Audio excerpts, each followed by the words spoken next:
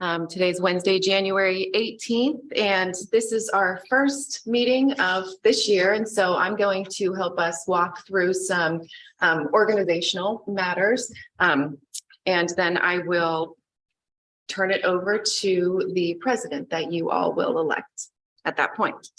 So the first thing that we're going to do is take attendance. John Stair. Here. Jill Pack. Here. Chris Barksdale. Here. Sarah Moore. Here. John Salowitz. Here.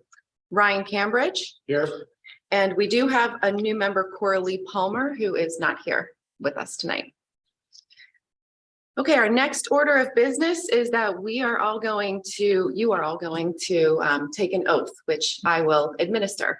John and I have discussed this, and John came to the conclusion that it is a good idea for everyone to do this on an annual basis. It formalizes your commitment to your roles as Parks Board members. So this will become routine, part of the organizational matters in the first meeting of the year. So if you can all rise, you can do this at the same time. You can raise your right hand, please. And just, I'll say it, you can repeat after me. I, and then say your name.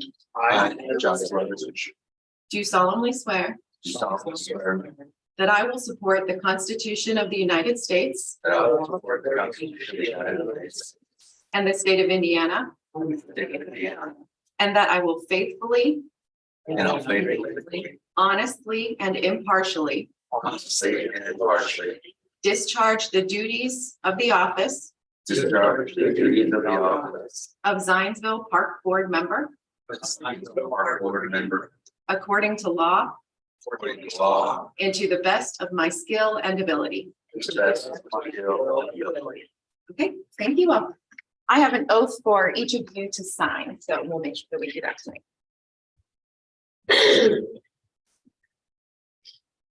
Okay, our next order of business is the election of your officers for this year, and we're going to start with the role of president. So I will open the floor to nominations for president for 2023. I would like to nominate John Stair for president. Okay, we have a nomination for John Stair in a second. Are there any other nominations? No? Okay, hearing none, I'll close the nominations. We have a nomination for John Stair as president and a second. All in favor say aye. Aye. All opposed say nay. Okay, motion passes. All right, Congratulations. thank you. Thank you, everybody, for your confidence. I appreciate that. And I'll go ahead and take over here. The first thing that I'm going to do then is call for nominations for vice president, and I will go ahead and nominate Jill Pack as vice president. Do we have a second? Second. Is that Sarah? Sarah Moore, second. Let's take a roll call vote on that. Sarah Moore. Aye. John Salowitz. Aye. Ryan Cambridge. Aye. Chris Barksdale. Aye. Jill Pack. Aye. And I say aye as well, so that passes unanimously. And now we have to take a nomination for secretary. Do we have a nomination for secretary? I would nominate John Salowitz. John Salowitz has been nominated. Do we have a second? A second. Chris Barksdale seconds. Any other nominations? Let's go ahead and take a roll call vote. Jill Pack. Aye. Sarah Moore. Aye. Ryan Cambridge. Aye. Chris Barksdale. Aye. John Salowitz. Aye. I say aye as well. So that passes unanimously. So we have your board of officers for the year. Thank you very much, everybody, for your support. We appreciate that. I know that we all appreciate that. Now, we do have a couple of new board members this year.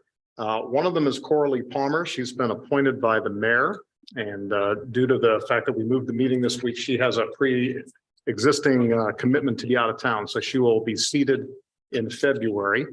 And we will get to know her a little bit. I think I sent you around a little information about her and her introduction. Our other new board member appointed by the town council is Ryan Cambridge. And you saw a little something from him today, but since we're here in the public, we'll let Ryan take a minute and talk a little bit about why himself and why he wants to be on the park board. Ryan. Okay, thank you. No, I appreciate the opportunity. I am most importantly a passionate advocate of landscape architecture and parks and how that applies to Zionsville. And that's one of the reasons we moved here about almost 5 years ago, was we heard about overly warming coming online and we were looking for a place to move. And I said, that'd be a great place to get invested. So My background, I'm a landscape architect. I think I called myself more of a parks geek. Most of my work over the last 15 years or so in private practice has been with municipal clients on helping them plan and leverage their parks and open space systems. All right. So happy to be here. Nothing wrong with being a park geek. No. We're happy that you're here. Thank you very much. All right, the next item on the agenda will be the approval of the December 14th, 2022 minutes. Did everybody have a chance to take a look at the transcript of the minutes? Yes. Anybody have any questions or concerns? All in favor of approving the minutes, say aye. Aye. All opposed? Let the record show that the motion carries unanimously 6-0. All right, the next item on the agenda is public presentations and comments. And I know we have Tara in the room tonight that would like to come up and make a comment. So come on up there to the microphone, please. And please say your name and address as you. Hi, I am Tara Welches, and you said you wanted my address. Okay, I'm at 9216 Green Thread Lane. I am normally a secondary educator. I teach English.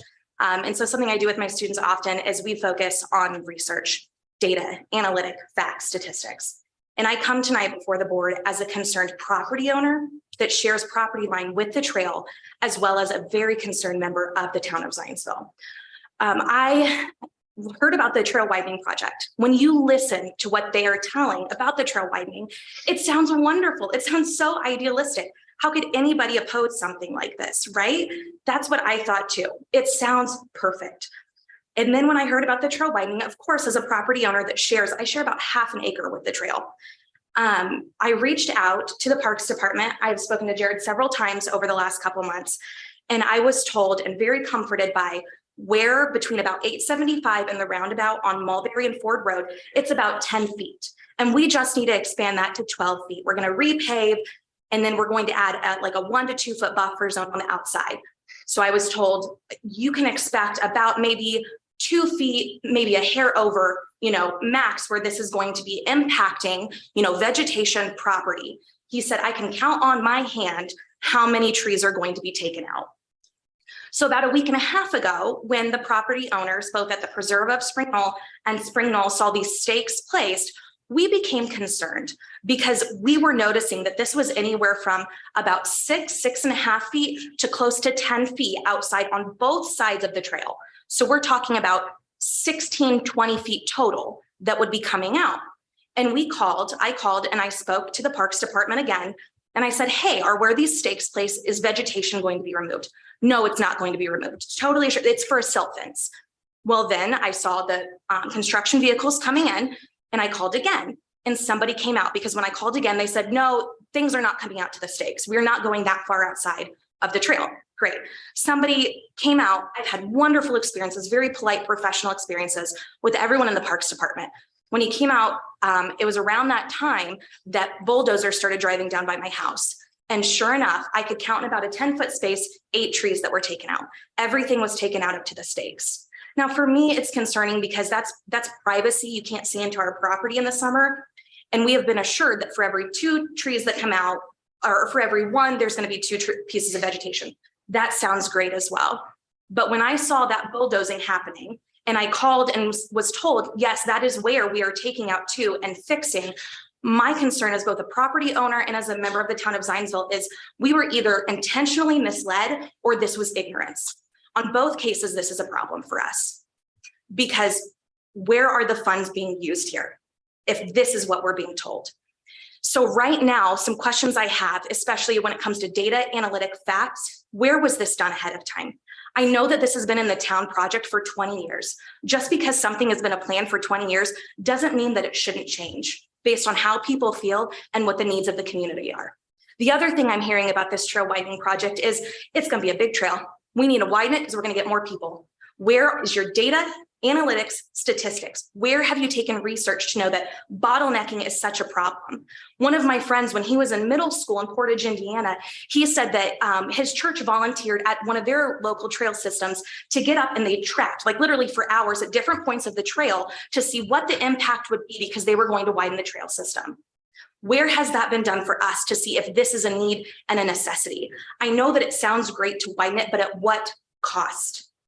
Where is the facts being told to us? Because then the major concern with taking out that much vegetation is it's going to be replaced for every 1 2s going in. You are taking out one of the most beautiful tree canopies along a trail system in Zionsville, Indiana. That is so wonderful for bikers, walkers, runners to have that beautiful shade between 875 and the roundabout. I have not heard one person. At first I was told when I saw the bulldozing happening, it'll take about 2 years for this to grow in. Tonight, right before this meeting, I had, there was an HOA board meeting with the Preserve of Spring Knoll, and Jared came and spoke, and he's like, it'll be about 3 years.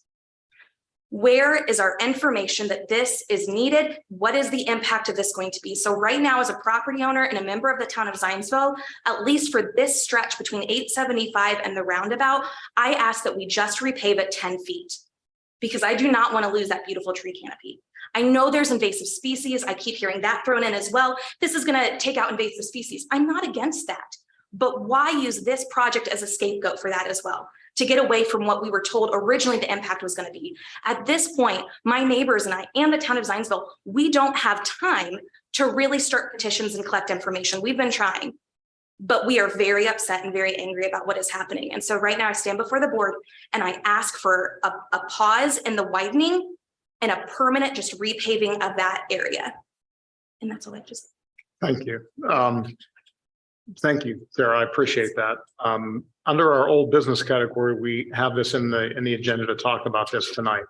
But because you're here and, so you don't have to wait another hour to get to that point, we can bring this topic up now. All right, Jared, you can go ahead and do that. So thank you, Tara. Jared, would you like to speak to what she said?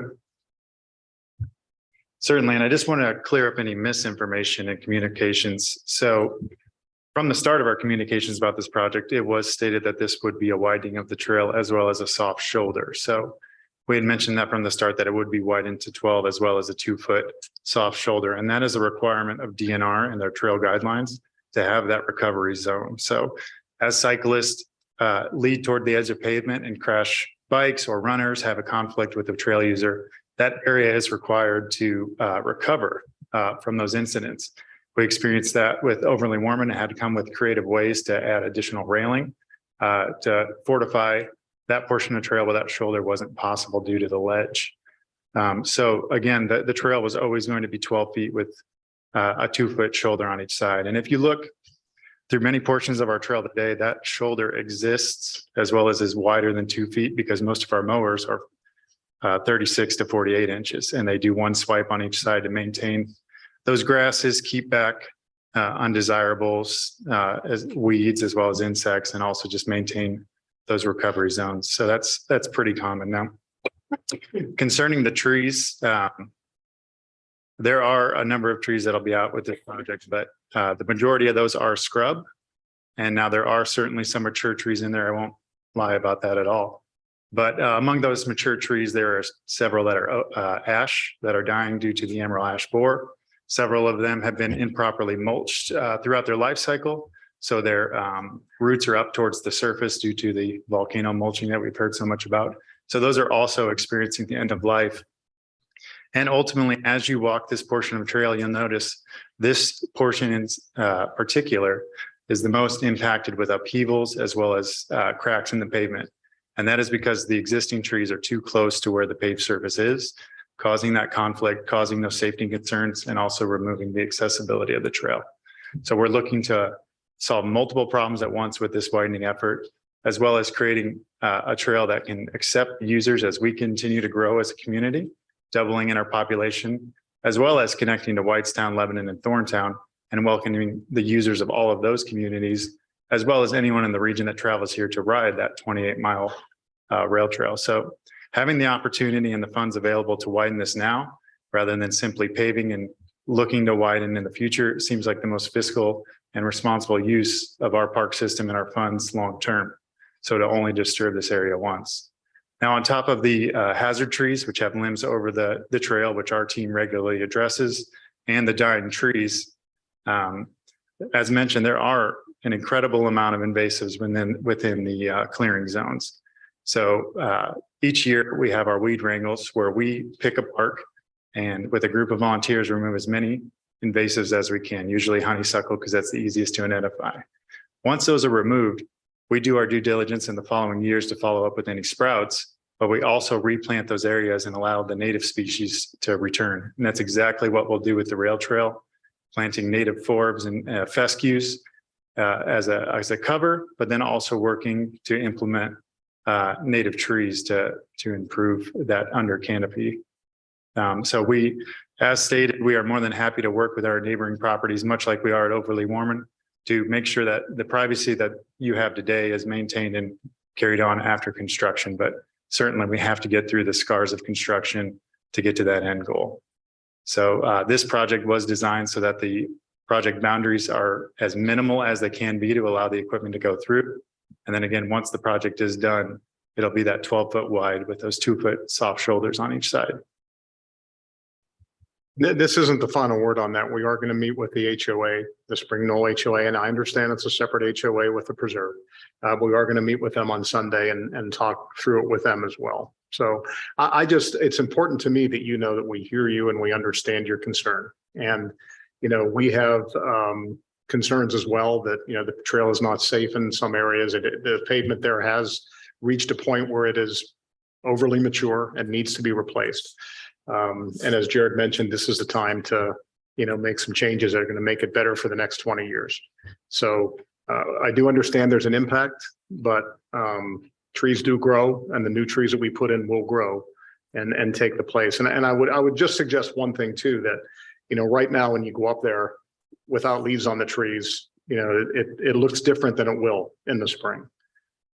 So we will do our due diligence, and we'll do all we can to create a barrier there between your property and the trail as best we can. Something I felt obligated to point out is I have heard nothing but anecdotal evidence presented to us about especially the impact of this. If you are going to be using town funds, it is an obligation that you take the time to collect data, analytics, anything that you can to prove that this is necessary and needed, especially with the impact it's going to have on one of the most beautiful places in the trail system. So I ask that in the future, we are more careful. Okay, thank you. And thank you for coming in tonight. I think when people are concerned and engaged, it's always better for everybody. So thank you for that. And we do look forward to having a discussion with the HOA on Sunday and hopefully, coming to a place that we can all agree to move forward. So thank you again. I appreciate that. All right. Anybody else have any comments, any public presentations? Jonah? I didn't hear. Pardon? Hartman. Somebody online, I think. Online? Oh, online. Okay, sure. Okay. Brent Hartman.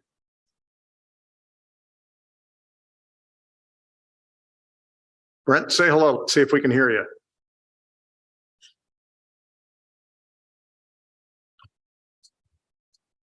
Is Brent a neighbor of yours, Tara? Yes. He is, okay. He is very concerned about the legal implications. Brent, can you count to 10 for us? Good evening. Does that work? Yes, we got you. Thank you. Please make sure you speak clearly. And can you Okay. give us your address, please?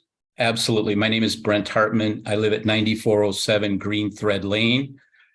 And I live in Spring Knoll, property owner, and within the Property Owners Association as well. And we attended a public forum on parks presentation in the summer and saw shadowing where the trail would travel across the back of our land.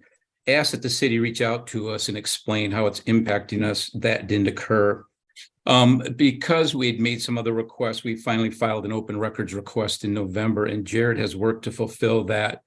That has some gaps in it yet to date.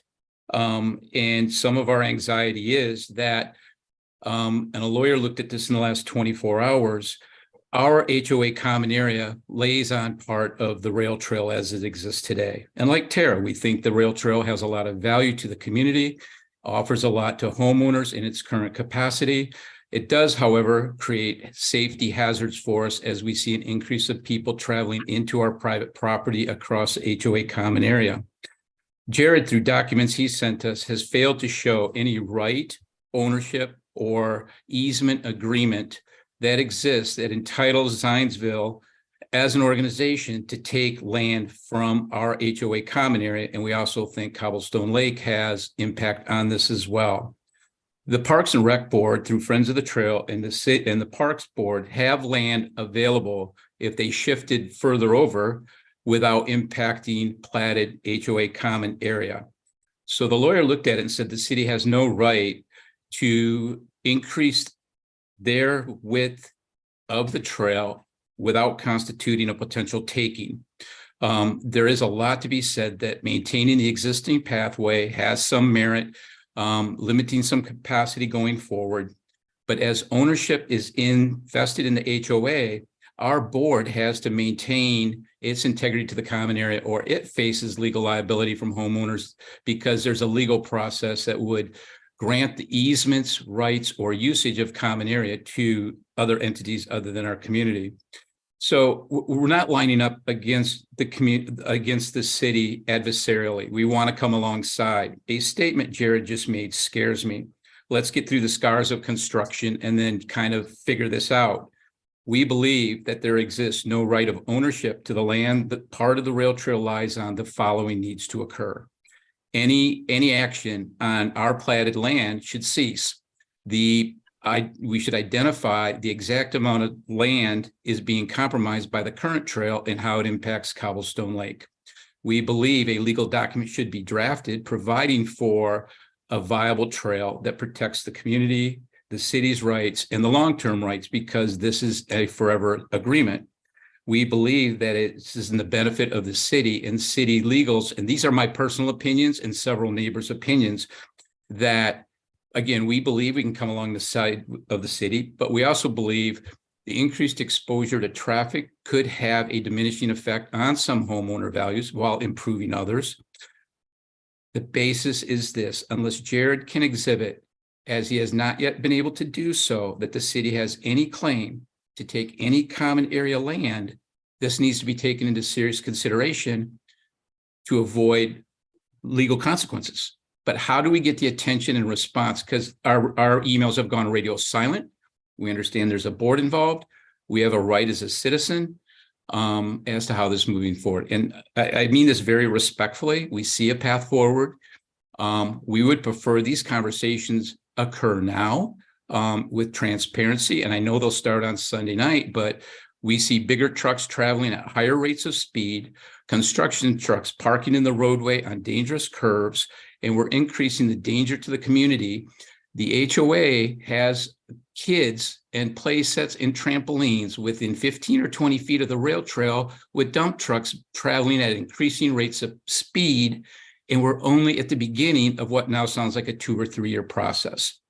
Let's pause. Let's respect the community and our common area so we don't have to fight as a board within ourselves, and that we establish ownership, come up with easements that reach mutual goals and satisfactions with respect for all.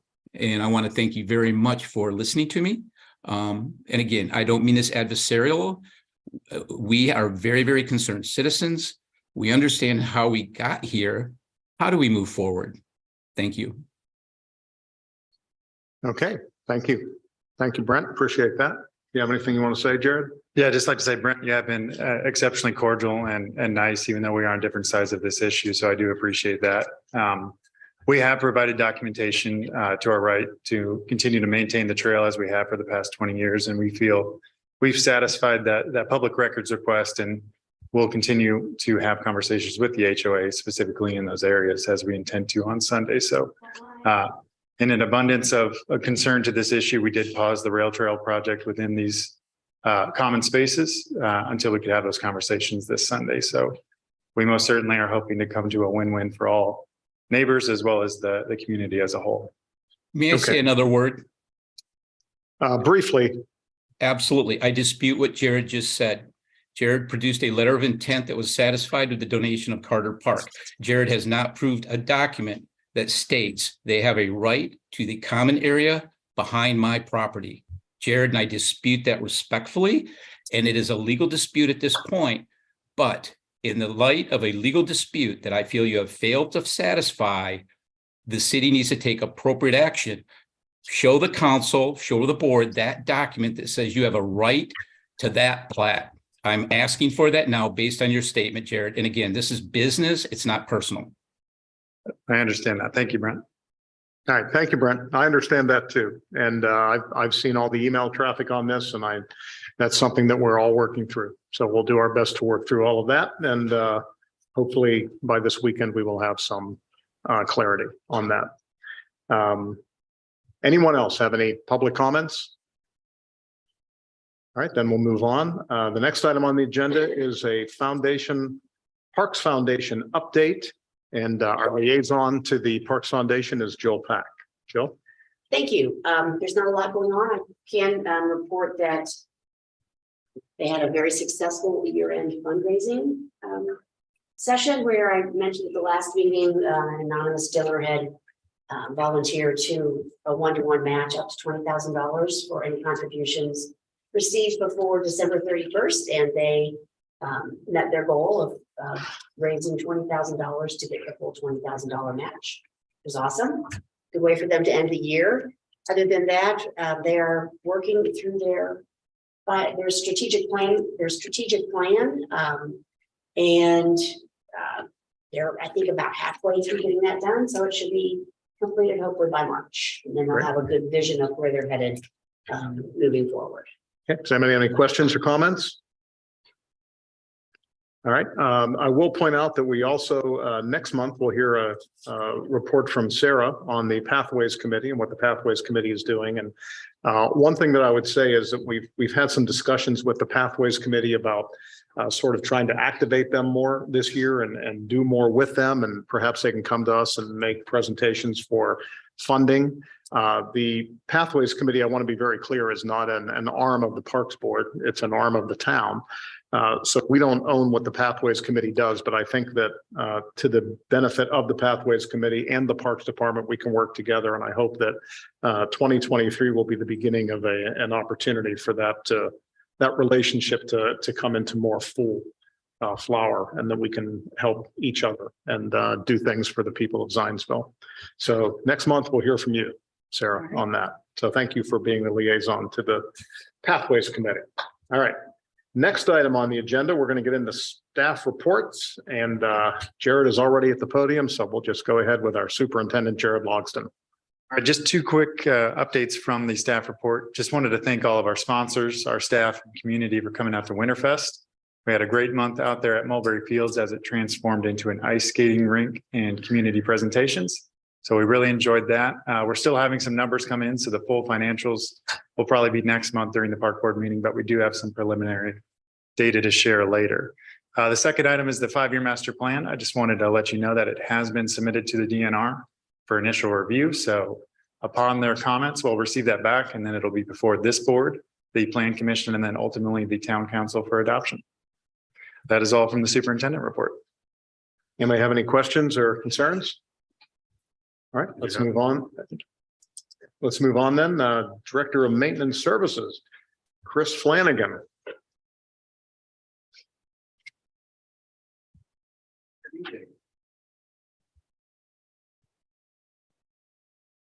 All righty, so for month of December,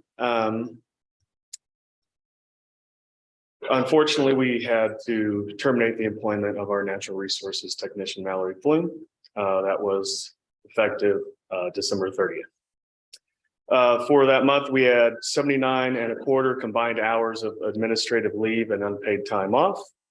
We had just over 50 hours of overtime attributed to the winter storm that we had over that holiday weekend.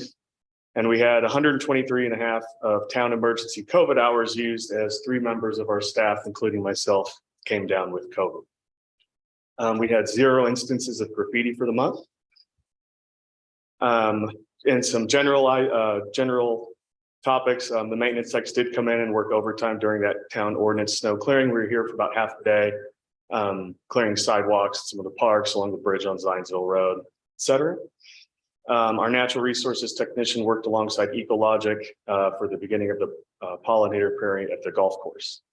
Along the rail trail, we cleared fallen trees that had happened due to the storm and restored the bollard at the Nancy Burton corridor. At Heritage Trail. Can you just take what's a bollard again? Can you explain? Bollard, B-O-L-L-A-R-D. It's the yellow traffic stops that you see. The ones at Nancy Burton is one that you can raise and lower, and it had been lowered for a while, and we went ahead and restored that. And right. We had to do some minor maintenance to it in that, getting it up, it had been down for so long. Thank you. At Heritage Trail at the dog park, maintenance crews repaired a portion of the southern fence and laid down gravel to help prevent smaller dogs from digging out and escaping. At Lincoln Park, technicians decorated the gazebo for the holiday season. And at Mulberry Fields, of course, Winterfest construction was through most of November, and that construction was completed on December 9th in time for the grand opening. And of course, technicians maintained the pathways, trash cleanup, the Zamboni shelter, restroom trailers, and portable heaters for Winterfest. And at Turkey Foot, there were more damaged boards along the northern portion of the bridge, which our technician Gordon replaced himself. Did a very good job also. That's all we have for December. And that's a moist area, right? So that's why the Yeah. wood just takes a beating from being. Yeah, in the at moist. Turkey Foot, you mean? Yes. Oh, yeah, it's right over the creek there. Lots of vegetation in the area. It gets very, very humid. This is twice this year we've had to replace boards along that northern section of that bridge. Okay. Have we had the inspection yet on those bridges? Jared, you want to speak to that?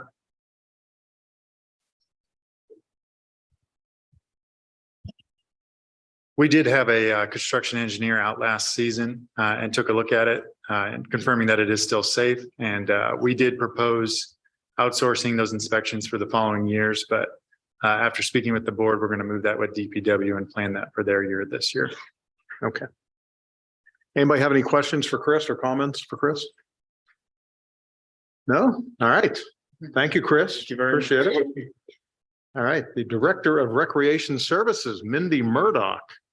And what a busy month she's had. Oh, yeah. Always though, right? Always a busy month. That's right. So December was, of course, Winterfest. That spent majority of our time, not just myself and Wendy, our rec coordinator, but also the natural staff was pulled in. We also did have some seasonal staff. So just a few highlights of some of the programs that went on.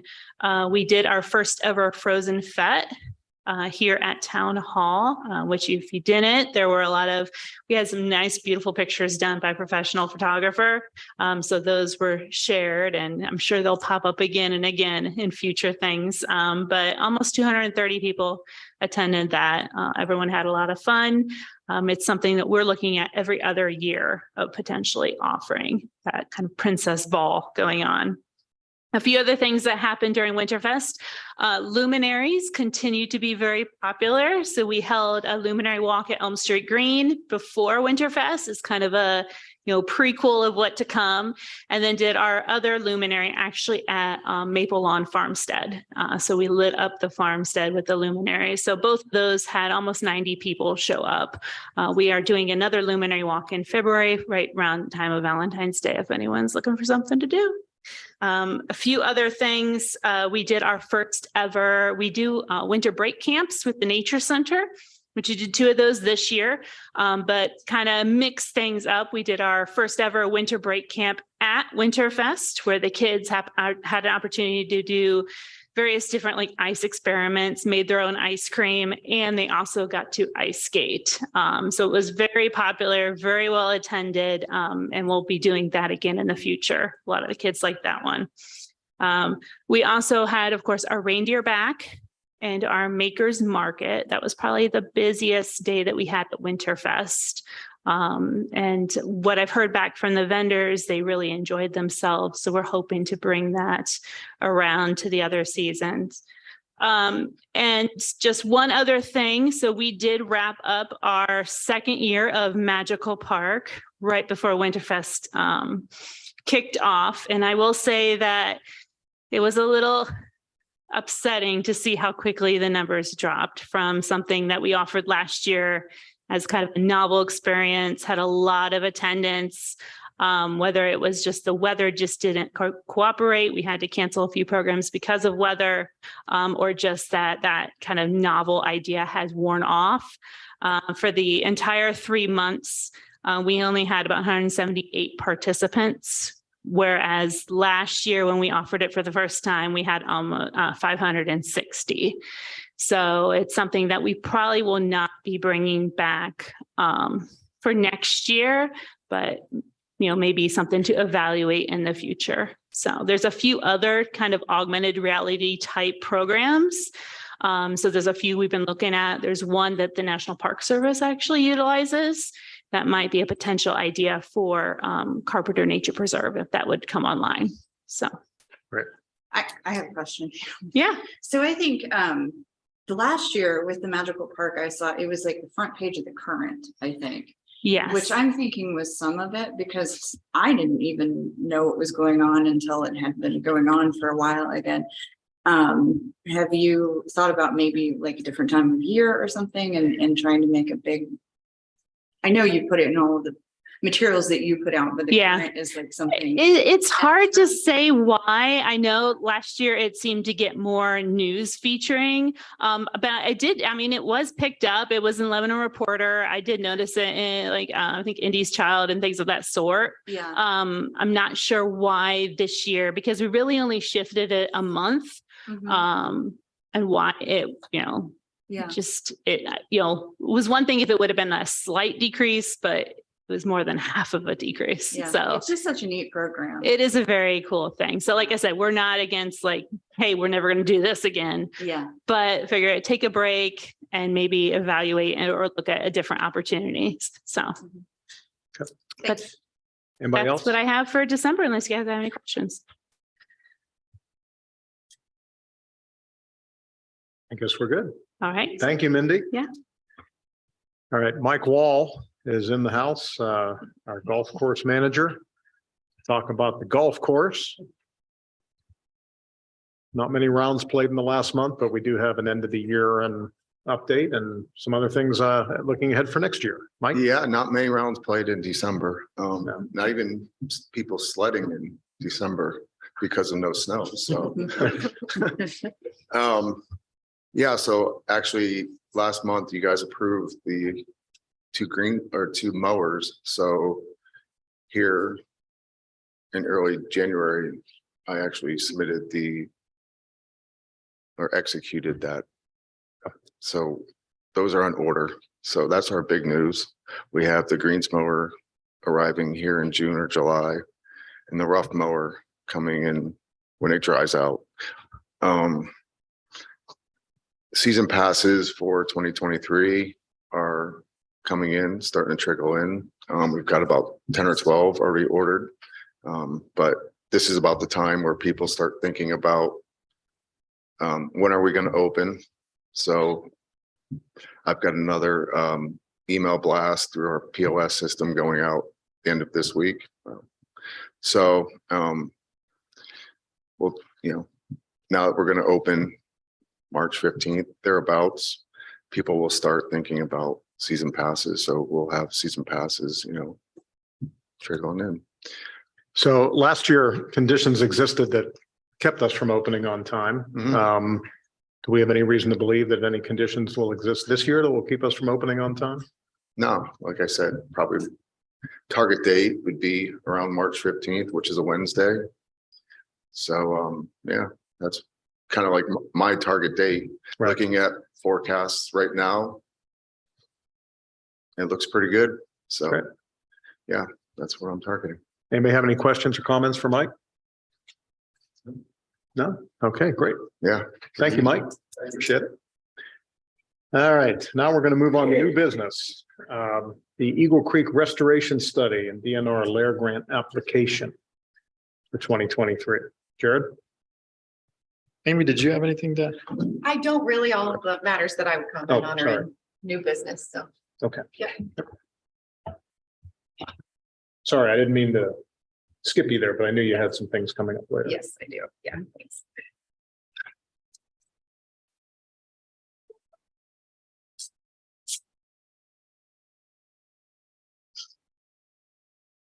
All right, as you're aware, in 2022, the department was awarded a DNR layer grant. So this is the Lakes and River Enhancement Grant Program to the DNR, which the department for the past decade has been working alongside to improve stretches of Eagle Creek as they pertain to Starkey Park. 4 projects were identified in the previous study from 2013, and 2 of those had been acted on. And so after speaking with the DNR grant administrator as well as an advisory consultant, it was best recommended that due to the past decade of change in Eagle Creek, that we update our study. So our 2022 Blair grant application was to do that. The change to the 2013 study was that we can now look at overly warmed park since we were the property owners and identify any concerns as far as large amounts of erosion or disturbance from the hydrology of Eagle Creek. So with the help of Cardno, who is now Stantec, for the past year, they have been analyzing the soils and hydrology as well as the noticeable erosion along Eagle Creek, looking at our previous study as well as proposing new sites to improve the flow of Eagle Creek as well as reduce the erosion and sediment, because ultimately that is our parks being washed away along those shores. So these projects, as they improve the stream, they're not only going to fortify our parks so we don't lose trails and other things to erosion, but also ultimately affect the quality of the drinking water in Zionsville as the sediment load is reduced, and these projects reduce those sediment loads in the hundreds of tons annually. So large improvements we can make along our boundaries of our parks to make huge impacts for the community. So with the 2022 study, there were 6 project sites identified. That was from a larger list that was scaled back to focus on these sites. As you can see in the pictures, if you squint and maybe a little bit more visible online, you can see the undercutting of our shores. Pretty egregious in some areas, but just a slight cut in others. So all of these project sites were looked at, and then utilizing the soils and the hydrology, our consultant identified treatments for these areas, utilizing natural materials to improve the hydrology and essentially allow Eagle Creek to go where it wants to go without losing more parkland. So I'll attempt to read through these, the 6 project sites that were identified, as well as their cost estimates that you can see on the side. So approximately 90 linear feet of bank grading at a 2-to-1 slope would be the corrective treatment to site 1. And all of these projects would have native seeding and erosion control placed along with the improvements recommended. Site 3 is to install stream barbs, which keyed into a stone for extending 250 linear feet bank grading for, again, a 2-to-1 slope, native seeding, live stake planting, and the erosion control blanketing on that project site. Site 4 would be stream barbs again, and we're going to talk about what those are in the next slide. With a stone toe extending 90 linear feet into the stream with bank grading at the 2-to-1 vertical slope, native planting, and the erosion control. Site 5 was clearing of selected trees within 275 linear feet of the bank and grading at that 2-to-1 slope, restoring native seeding, live stake planting, as well as that erosion control blanket. The existing riffle at this location will be enhanced with riprap. Site 6, stream barbs keyed into a stone toe extending 400 linear feet into the bank, into the stream with bank grading at a 2-to-1 slope, native seeding, live stake plantings, and the erosion control blankets as well. The stone toe will be supplemented with stone wood in this select areas as materials are available on site. So again, using what we find around there to improve the stream as it naturally might in the wild. Site 7, create the J-hook structures keyed into a stone toe extending 600 linear feet into the stream, bank grading at that 2-to-1 slope, native seeds, native seeding, live stake planting, and the erosion control blanket. Stone toe will be supplemented with toe wood in select areas as materials are available. So as you look at this slide, you could see kind of what those barbs are on the left of the screen. So those would extend out into Eagle Creek, similar but different to the J-hooks that you'll see as you walk Starkey now. And ultimately, these are the armor that's going to protect that undercut that's happening at that curve. So again, allowing the stream, allowing the creek to continue to flow, but in a more proper manner as the hydrology suggests, and allowing to reduce that erosion and that sediment that ultimately continues downstream. On the right, you'll notice that is the stone toe. So again, that slope change of the bank and then fortifying, essentially armoring that undercut so that it is the stones taking the beating from the current rather than our soft soils. So from the recommendation of the study, which will be posted online on the Parks Department website soon, The recommendation was to begin at the north end of all these project sites and work our way down, which makes sense because as we change things upstream, it's ultimately going to change things downstream. So it is my recommendation that we pursue sites 1 and 3 and bundle those together for our 2023 layer grant application. So the layer grant program is fantastic for our local funds. It is an 80-20 match, which is one of the highest ratios we've experienced with our grant programs. Usually they're more around 50-50. So bundling these two projects as well as construction administration, the grand total would be $90,050. So with that 80-20 split, that would be approximately $72,040 from reimbursement and $18,010 from local funds. So with your consideration, I would suggest that we apply to the 2023 layer grant program to continue this improvement along Eagle Creek. Utilizing $18,010 from our park improvement funds of our 23 allocation. And upon award of the grant, request an additional appropriation for the $72,040, which would then be reimbursed at the end of the fiscal year as the project wraps up. Happy to answer any questions. I'll go back to that first slide showing that sites 1 and 3 there at the north. As somebody who actually live, my house is very close to where the Overly Warman Park arrow is pointing, and I spend probably an hour or 2 hours a day, every day, either in Overly Warman and Starkey, with my dog walking, up and down the creek. And, when you look carefully, especially through a technical eye, the issues that you're referencing are very visible. And I would be in full support of doing whatever we can to minimize any future damage, especially as it pertains not just to the creek, but the creek eroding into the adjacent properties. Anybody else have any questions or comments? So with the grant, you'll be paid for that first section if we get the grant?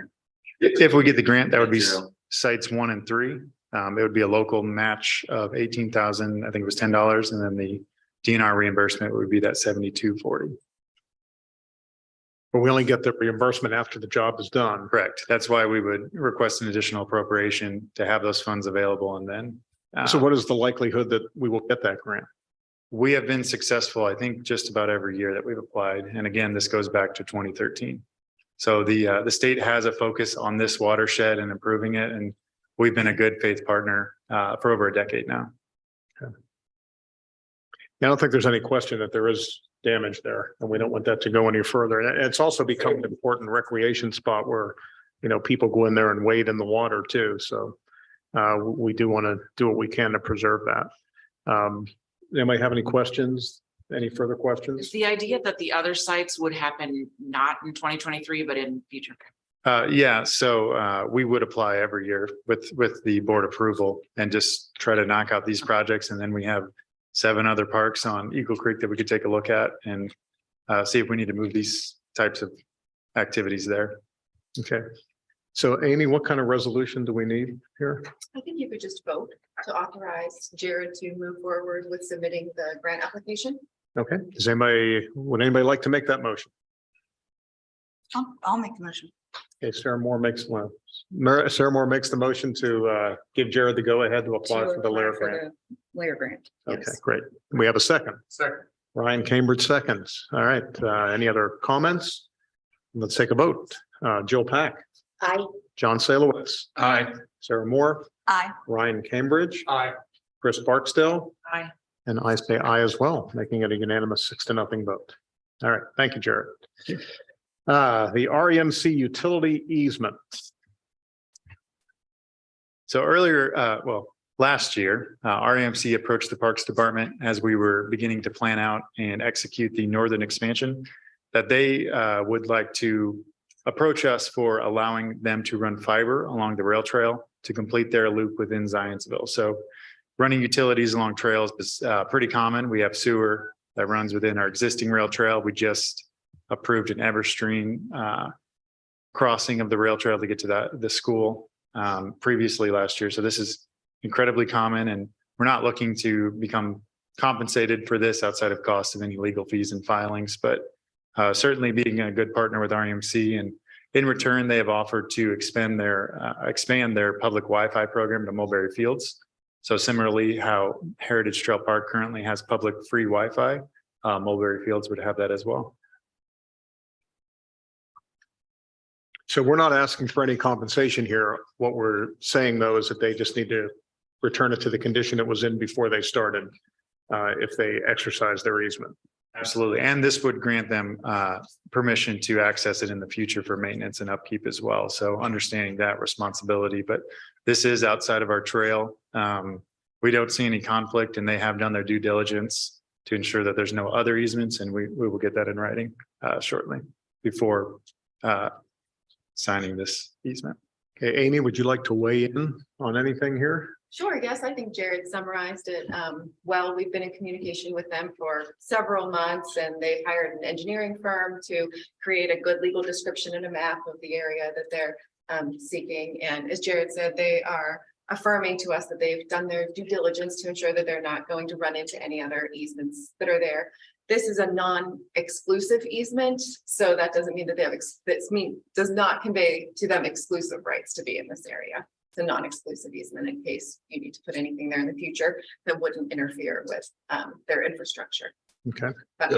And then procedurally tonight, we have a resolution in front of you to consider to authorize John to execute the easement document. Both the resolution and the easement document are in your packet. So this would be Resolution 2023-1, a resolution authorizing the conveyance of an easement. And so if you are so inclined, you could entertain a motion to approve. Okay, would anyone like to make a motion to approve? One thing I noticed was on the map in there, it showed it was a gravel trail. And obviously it's going to be a paved trail. So obviously if there's disruption on, it's going to be paved, and then, want to make sure if they do any disruption, it'll go back to paved. So Absolutely. it shows gravel. So I don't know if there's anything to be done to highlight that or note that, or just a thought. I mean, Absolutely. That's a good catch. I imagine they were drafting that when it was just stone before we paved. Does the language within it mention returning the site afterward? Yes, they are required by the terms of the easement document itself to restore the site to its condition, its original condition, whatever condition it's in now. But I think that they probably would, since we're going to wait a little bit, Jared, until we get that confirmation in writing about the due diligence to sign this. I think we could ask them to update their Exhibit B to show that it's a paved trail now. I think that's fair. I think that, that would clarify that. Any other concerns or questions?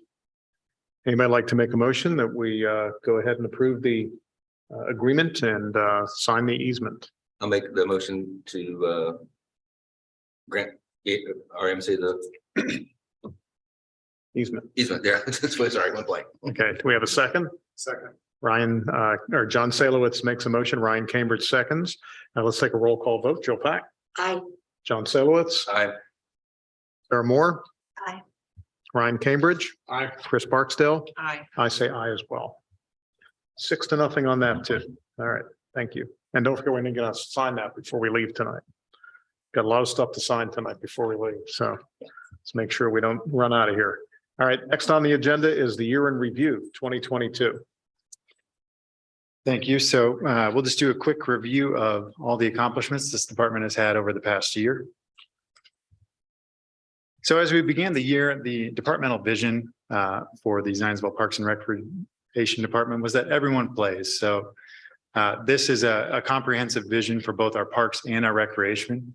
Our maintenance team was tasked with finding solutions to accessibility barriers, as well as creating conditions that were conducive and allowed for everyone to play out in our parks. And the same challenge was presented to programming as they expanded their program offerings to ensure that all ages, all abilities, and all cognitive understanding were supported in our programming plan. So I'm happy to say that we certainly checked that box with our expanded programming, providing more programs than there are days in the year. And we'll get to that in just a little bit, as well as the improvements we made around our park system. So we'll talk about that more here. From that central vision of everyone plays, we use that lens to craft the 4 pillars of our 2022 year.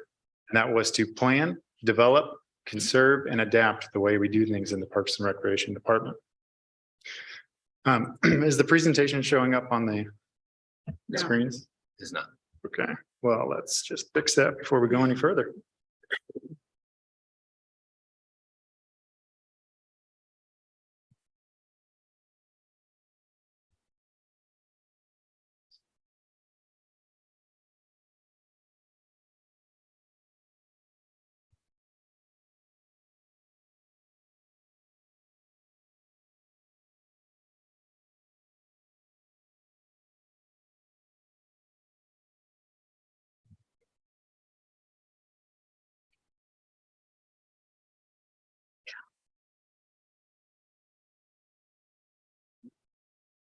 Technical difficulties, one moment, please.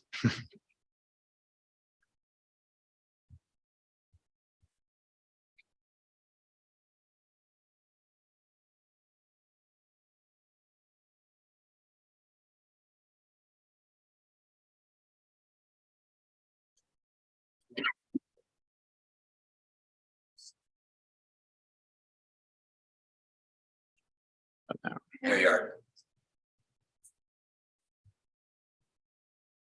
There we go. All right. So we'll just go back one slide. So the 4 pillars of 2022 were to plan, develop, conserve, and adapt, utilizing that lens of everyone plays. So in 2022, our plans consisted of the Carpenter Nature Preserve Master Plan, the Zionsville Parks Department 5-year master plan, as well as the first steps into our urban forestry management plan. So as you all have been a part of the process, the Carpenter Nature Preserve drafted a new visioning for the former Wolf Run Golf Course, 215 acres in Union Township within Zionsville. We were fortunate to have the opportunity to partner with the carpenters on this process, as well as invite public opinion as we drafted what that site could be as a future public park. Among the components were a series of restoration efforts to reestablish those native populations, an accessible trail loop, as well as rustic trails, nature playgrounds for future programming, and the ultimate vision of a permanent nature center in the future for the site.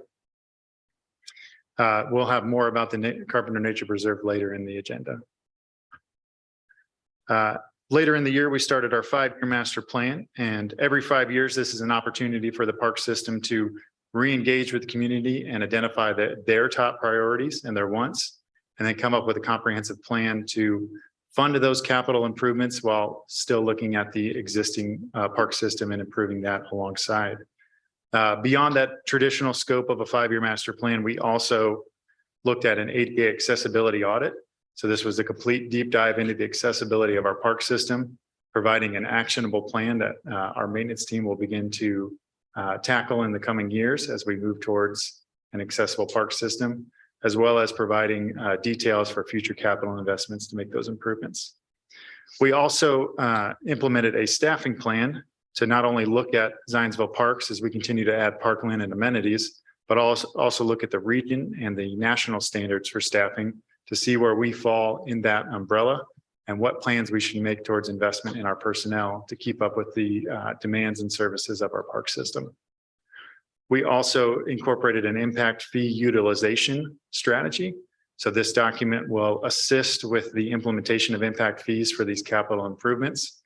This fund has historically gone underutilized, so we are prioritizing its use first to assist with future development of our park system.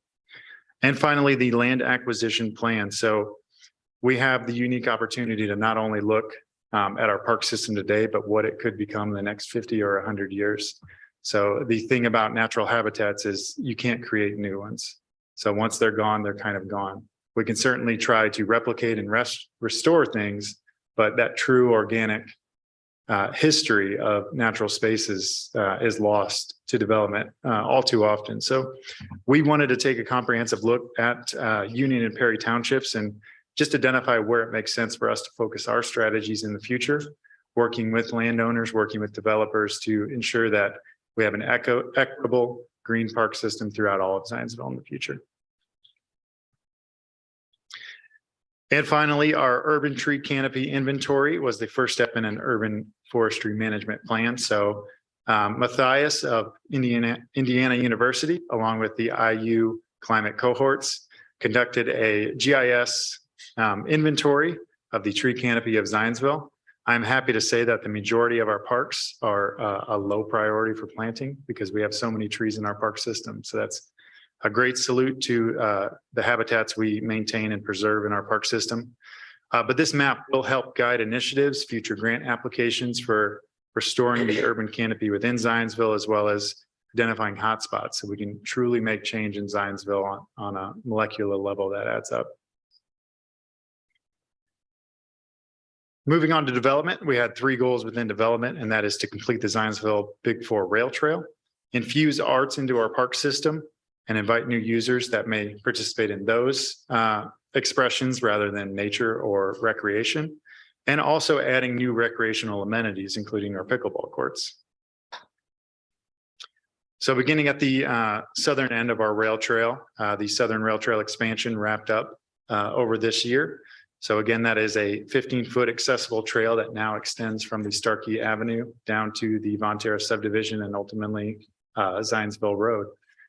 So allowing for that shoulder for runners that prefer soft ground, as well as the accessible pathway that can accommodate strollers, dogs, cyclists, and our growing community. Next, we pivoted to the Northern Rail Trail expansion. This project began in July and is wrapping up. There's just a small portion that remains to be paved near Heritage Trail Park. Along with the Northern Rail Trail expansion, we had the opportunity to plant 69 new trees. So one day we will have a more complete canopy in an area that historically had been agriculture and without trees. So certainly we can look at what species can thrive in between those plantings and establish a more holistic corridor. And back down to the south end, we are working on the Zionsville Trailhead. This will be the first trailhead facility with a year-round flush restroom as well as 25 parking spaces, and ultimately will serve as the gateway as residents, non-residents, and regional recreation enthusiasts come to Zionsville to begin their journey on the 28-mile-plus rail trail corridor. And as was mentioned earlier tonight, we are beginning the rail trail widening, and that will be in 2 phases. So the first phase is from 875 down to Mulberry Tunnel. And then once that is complete, we will double back and complete the last segment of rail trail, at which, when this project is done, we will have a complete rail trail that is easier to maintain as it is uniform and will be set for success for the next 15 years and beyond. And our next priority within development was to infuse public art into our park system. So our tunnels frequently were the subject of our local artists on a smaller scale, leaving their tags and their unwanted graffiti.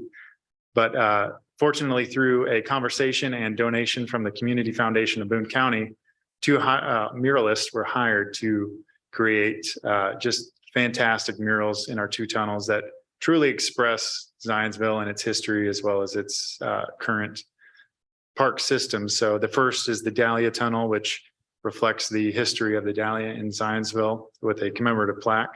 And the second is the Log Tunnel, so embracing the natural ecology of this region of Indiana.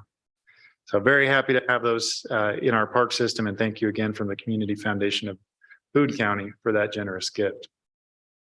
But our park system didn't sit idle for infusing arts into our system in other ways.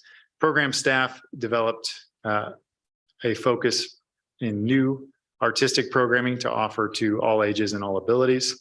The Life of Lincoln event was held at Lincoln Park, where a Lincoln impersonator gave a speech, and there was also public performances.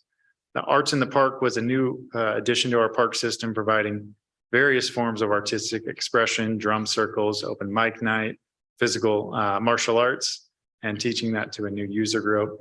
And then we also created our own temporary murals with the Butterfly Trail, which was the idea of our Director of Recreation Services, Mindy. 8 pair of butterfly wings were painted by local artists and placed around the park system, providing a fun thing to do throughout the summer for families and art enthusiasts. Moving on to our next pillar was to conserve. So this year was the first year we had the dedicated natural resource technician. This position primarily focuses on the ecology and the health of our park system rather than traditionally focusing on the amenities and the maintenance of our park facilities. So we were happy to have a very successful season of multiple weed wrangles and restoration work throughout our park system. We also expanded recycling and green initiatives in our park system. As you just saw, completed the Eagle Creek erosion improvement study, as well as had various edge habitat restoration efforts. So this slide is a representation of knocking back invasive species within our Starkey Prairie, allowing for seed collection of the natives as well as replanting in the future. Speaking of replanting, we had a very successful year with reforestation. Over 3,438 trees were planted in our park system. Areas improved include Turkeyfoot Park, Creekside Nature Preserve, Overly Mormon Park, and the Memorial Tree Program, which was sprinkled throughout our park system. So just a fantastic year. The trees in this photo were a donation from the Cub Scouts, and their continued maintenance is a partnership between our natural resource technician position, as well as the Scouts coming out and watering those trees, which we dig up and plant once restoration work has happened. So looking to continue to improve that tree farm as we continue to expand our urban canopy. We held our first Green Fest event. So this was the celebration of innovations in green technologies, recycling, reduction, as well as composting. We're looking forward to hosting this again at Town Hall, inviting speakers, vendors, as well as the community to come out and enjoy a day in April, while we all kind of focus on Earth Day, Arbor Day, and kind of what we should all be focusing on every day of the year. As mentioned, the Eagle Creek Stream Restoration Project was complete. Consultants reviewed the projects from the previous study, as well as proposed new studies, as we mentioned earlier. And through a partnership with the Zionsville Parks Foundation through the grant from the Duke Energy Foundation, 2 areas of the Zionsville Golf Course were improved with pollinator species. These 2 areas are out of play, and once established will require less maintenance. So we're not inviting our park or our golf course maintenance to stand on that hill near the roadside and have to mow with a string trimmer at a large angle, which is not enjoyed. The hope is to continue to expand that project along those edges, further reducing the maintenance requirements of that ditch essentially, and providing useful habitat for our pollinator species.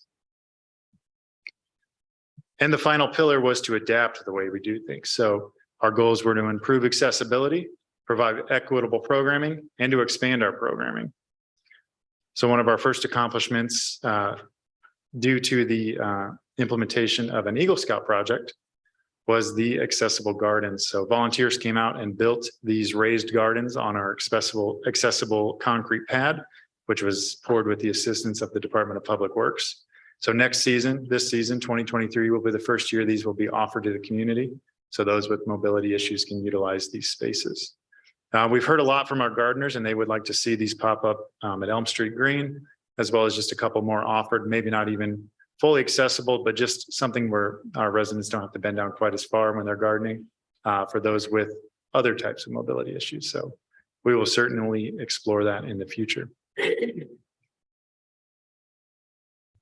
And to expand our programming and continue to offer equitable opportunities, the Zionsville Parks and Recreation Programming Division offers a series of free programs throughout the year, but also there are some that are fee-based as we continue to develop our cost recovery model for our programming fund. Through partners in the community, we were able to offer sponsorship to our programs, which helped subsidize the programs for participants, as well as allow our local funds to go further and provide more recreational opportunities. Through a partnership with the Zionsville Parks Foundation, we were able to implement the summer camp scholarships. Summer camps are our most expensive program of the year, but I'm happy to say that all 5 applications were approved and funded, allowing for 5 camps to be fulfilled through that program. And Winterfest tickets were also purchased and raffled off through the Zionsville Parks Foundation, allowing more families to come out to that. And expanding our programming would be a disservice if we didn't mention the Creek Stomper, sometimes called Bertha, behind closed doors. This mobile recreation unit allows us to bring recreation to the community in new and exciting ways. It is a mobile tank of fun. A series of games, pop-up tents and displays can be stored inside of it. And then it serves as a great mobile billboard as we drive it around the town and have these events for the community. Speaking of the community, I would just want to reach out to the partners that we partnered with in 2022. Through a series of volunteer efforts, we had over 2,436 volunteer hours, the equivalent of a full-time staff year-round in volunteer hours in 2022. And some of those volunteer activities were the ARC of Boone County group, our Pull for Parks, Nature Center Animal Care, our program volunteers, our weed wrangles, mountain bike trail maintenance days, as well as our restoration and tree plantings. Some of the partnering organizations in the community, the ARC of Boone County, Zionsville Parks Foundation, Zionsville Optimist Club, Hussey Mayfield Memorial Public Library, Zionsville Boys and Girls Club, Maple Lawn Farmstead, and the Zionsville Farmers Market. That's enough out of me. I will defer to Chris Flanagan as he discusses our maintenance operations this year.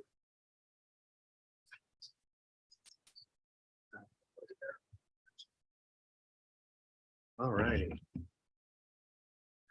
All right, so for this year, with the MaintainX app, our crews completed over 2,000 work orders, 1,700 of those just in the past 6 months. With the MaintainX app, I can pull up data for the last 6 months worth of work orders. I can see that total, but it's data-wise, I can pull 6 months at a time.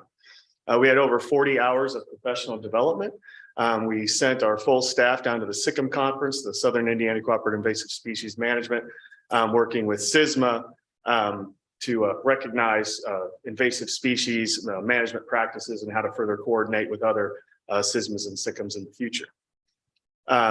2 of our technicians received their applicator certifications. That is for herbicide and pesticide applications in our parks. And then 2 of our staff members also received our certified playground safety inspections. Those were myself and Gordon Harmon Said. Really, really happy about that. Really glad that we have ourselves on staff certified playground safety inspectors. So as stewards to our community, we installed 11 memorial benches and 6 memorial trees throughout our park system. Our maintenance staff worked and trained alongside streets so that our crews themselves are capable to go out into our parks and pour these concrete pads as necessary. So we don't always have to ask streets for that help. It gives us a little more independence in our park system. Volunteering by our numbers, Jared already spoke, we had a considerable amount of volunteer hours for 2022. 728 of those were devoted to invasive species management and removal, 81 of which were at the official weed wrangles. We had 76 tree planting hours, approximately 150 trees planted throughout the park system, namely at Turkeyfoot and Creekside. And that accounts about over 5 acres of habitat restoration in those parks. 901 hours of those volunteer hours can be attributed to rubbish busting, mulching around trees in the parks, weeding, and landscape bed maintenance. 785 of those hours were through ARC of Boone County, which I think is really impressive. All righty, we did on-the-job training to expand our skill sets. Our team trained alongside with streets so that we could safely operate the lift bucket trucks, our front-end loaders, and several of the streets dump trucks. So a special thank you to Streets Department of Public Works for allowing us to train alongside them. You can see in our photo, there's our newest maintenance technician, Sam, training and working safely at height while he was removing some of the shades on the Heritage Trail playgrounds for the winter. I myself have quite a history in hazard tree dropping. So I took it upon myself to do a lot of training with our staff on chainsaw maintenance, safety, and directional tree felling. While we were preparing Turkeyfoot for the tree planting after the weed wrangle, we took it upon ourselves to remove some dead mulberry trees and some other mulberry trees that were impacting the canopy. Mulberry trees, it's not a really great tree. We wanted to get that out so we could replace that with some sycamores and some oaks in that area, and it's going to be real nice. We have a video.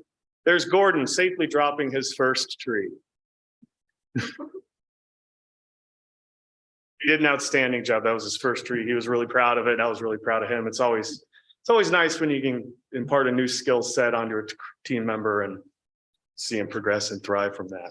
So with some data from MaintainX, again, this is the last 6 months, July 1st through December 31st. So it goes down into some different categories, and I'm going to go through a couple that I think are the most important. Created versus completed work orders and repeatable versus reactive.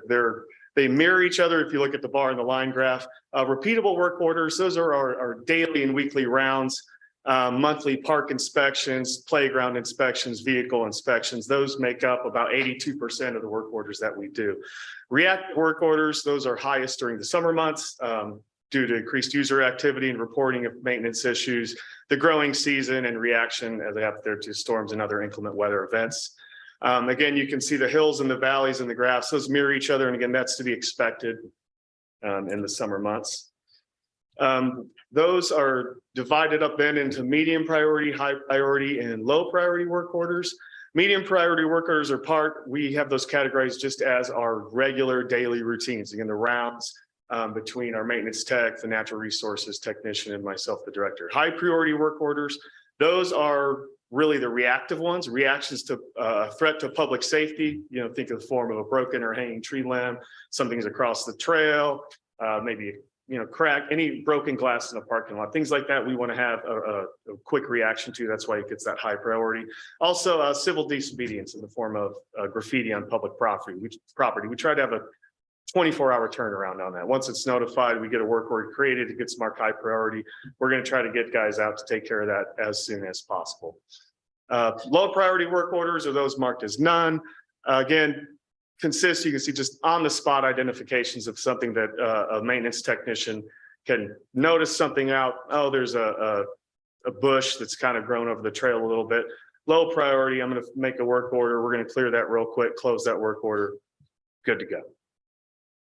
Any questions so far? Okay.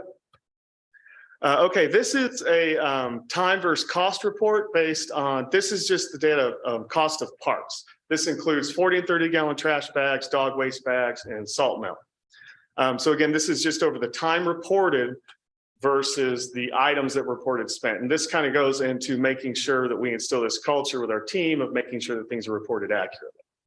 So if you look at hours worked and the amount of items used, approximately $7.24 in parts used per hour worked over this 6-month span. So when the technicians were actually logging their hours and logging the parts used properly, we reached this $7.24 an hour. If you extrapolate that over a full 365 days, full 24-hour period, that's where I got that $1.78 per hour.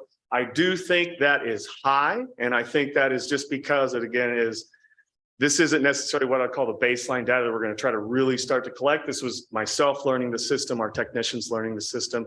I've noticed some kind of glitches, which I've talked to MaintainX about. So if a technician goes through and puts 6 40-gallon bags, 3 dog waste headers that were used on rounds on Monday, they could go do rounds on Wednesday, and if they don't reset those, it will automatically double that amount and assume that you use that 6 again. So it double counts. So this is just where we go back, do some retraining. Again, I need to do some retraining on better how to get this data proper, but I think we're on the right track. I'm really confident that we're going to get some really good data over this next year. Now with MaintainX, we get 6 months at a time. So I have made a plan that I will do 6 months at a time. So in June, I will extrapolate the data again, and then June to December or July to December, I'll get that other data. And I'm looking forward to it where as we get this, I can start to break this down seasonally, and we can look at winter, spring, summer, and fall months. As you can see, parts used increased during October and November, and I think this was due to the milder weather. It wasn't as hot and not so cold that users weren't able to get out into the parks. And this is our on-time versus overdue, and you can see we have it for reactive and for repeatable. Routine park maintenance, work orders and rounds, although assigned on specific days, they're sometimes completed in that subsequent 24 to 48 hours. Late percentages are also due to monthly inspections, maybe being completed a day to 2 days afterwards. I think a lot of this is just due to we were low on some full-time staff. We've got some of that filled out hired. As we fill out our staff again for this year, my goal is to get that number above 80%. And that's all I have for now. Any make question for Chris? Impressive amount of work. Pardon? It's an impressive amount of work that you all get done. I think our crew does a really good Yeah. job.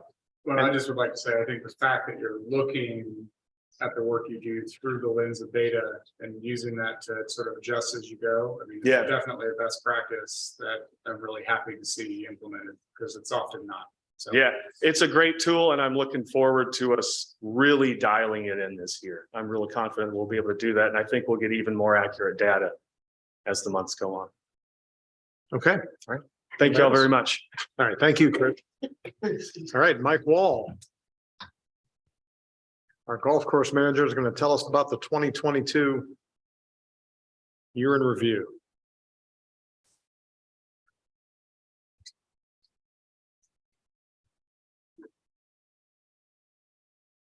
All right, so this picture right here is our penny putters who were it was their 50th anniversary. I'm gonna get in trouble. It's our senior ladies league or our ladies league. Most of them are senior ladies. So we have 4 leagues out at the golf course, and obviously this is our longest standing league. So they just celebrated their 50th anniversary at the golf course. They were featured in the Current this year. So this is their picture. So And just to note, that picture was not taken in our clubhouse.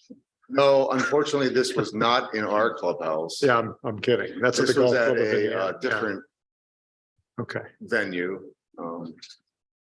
GCI. They can't host their annual or their monthly right. soirees at our facility, so they go to GCI. So the golf course, having open, we're open 5 months, but the total revenue for the year, just under $374,000. But our average for the year was an increase over last year. So, I mean, per day, just under, $2,300 per day. So pretty good. 14,000, almost 15,000 rounds for the year in 5 months. So we packed them in 5 months. So on the right there, that's our Zionsville Youth Golf League. So we went from one extreme to the opposite extreme. There's kids as young as 6 that play in this league. Our high school kids help out with this, so they usually play on Sunday afternoons. So here's kind of a breakdown from 2001 to 2002. I did show this slide back in December. It just kind of, the pure reality of being only open 5 months. There again, like I said, in December, in 2023, when we're open from March 15th through November 15th, the numbers are 2021 numbers are gonna be, will be well above 2021 numbers. So it's just a representation of, being open 5 months. So, so some highlights, there again, like I said, we're open June 11th through November 11th. During the time we were closed, we put a fresh coat of paint on the clubhouse, updated the bathrooms the best we could. Didn't spend a lot of money on this, knowing that hopefully someday that we're going to get a new clubhouse. So that is always in the back of my mind. I don't go ahead and spend thousands upon thousands of dollars. We went to Lowe's and got $100 vanities. We didn't get marble vanities. We spend $100 on our vanities. We get fixtures for $40, stuff like that. So but it looks good. So and we do update that kind of stuff. There again, citywide completed the paving of the cart paths in early June. We'll just leave it at that. Duke Energy completed some utility work over the winter along holes 9 and 8. And with that, we got a new tee on hole 8. So in 2023, we'll have a new tee on hole 8. We had drainage work on that tee. It was reseeded with bent grass. And when people come, I don't think we'll open it March 15th, just because we don't want to ruin it March 15th, so that by June 15th, it's unplayable. But hopefully by April 15th, May 1st, that tee will be ready for play. But there'll be a new tee on hole 8. We aerated the entire course, including tees, greens, fairways. Like I mentioned in December, fairways had not been aerated ever. The roots, we were stimulating the root growth. So in 2023, there again, we'll have better playing conditions. And with the ergonomics company that we work with, we're going to have better playing conditions. So we're looking forward to great playing conditions in 2023, stimulated roof, better playing conditions. So we should have no excuses from our standpoint. We just need Mother Nature to cooperate, and I'm sure she will.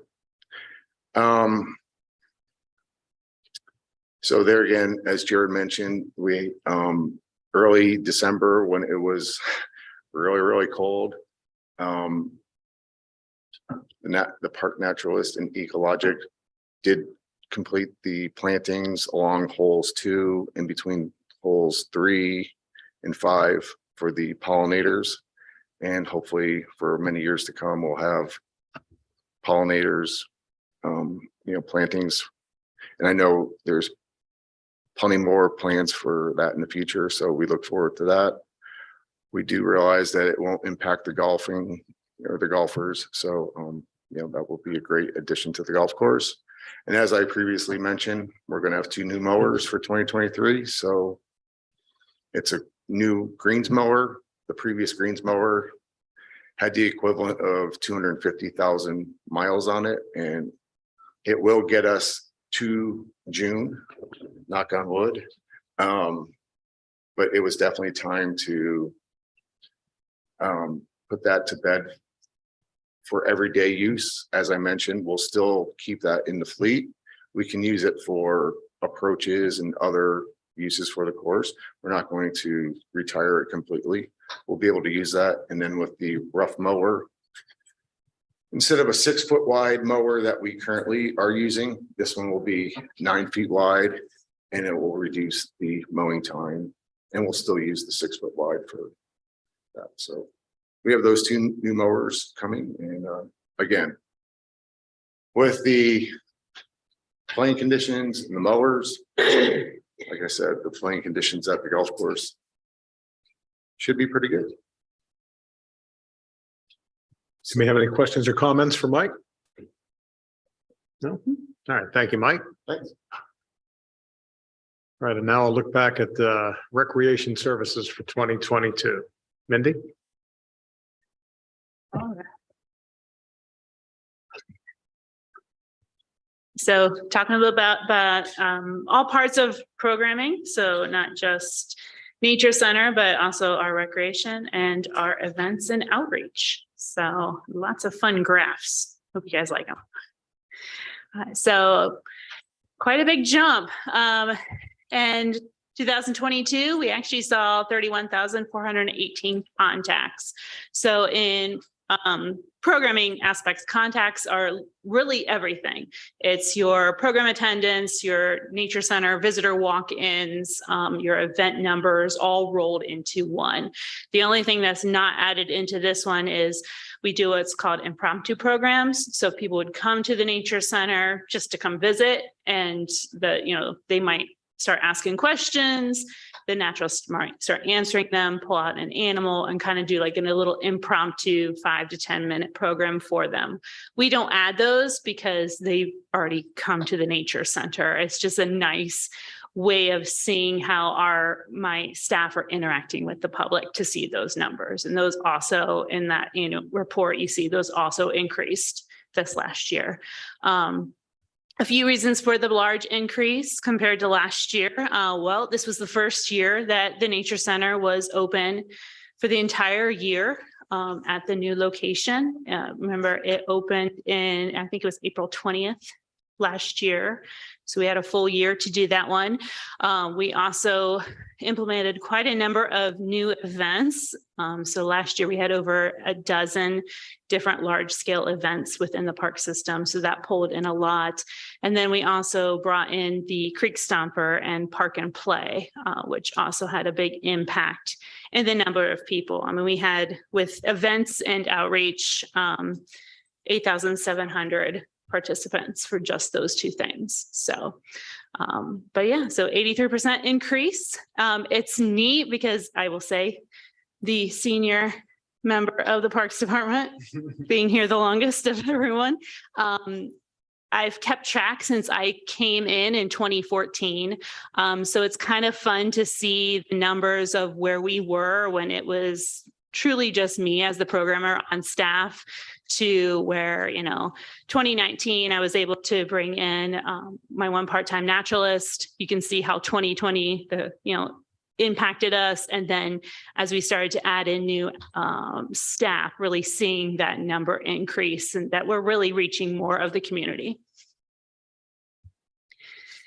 So breaking down those numbers, we talked a little bit about this one. A big chunk of it, almost half of it, is still just nature center visitors. 14,646 visitors to the nature center, and that is an increase, about almost a 70% increase. So again, I think that has to do with being open for the whole year, as well as having more staff at the nature center, that they're now seasoned and interacting with the public, and people are coming in and wanting to spend some more time in that center. The other big component of that was, of course, our outreach and our events, but then you've got our recreation program and our nature center programs, which, they're almost tied on the number of participants that are attending those.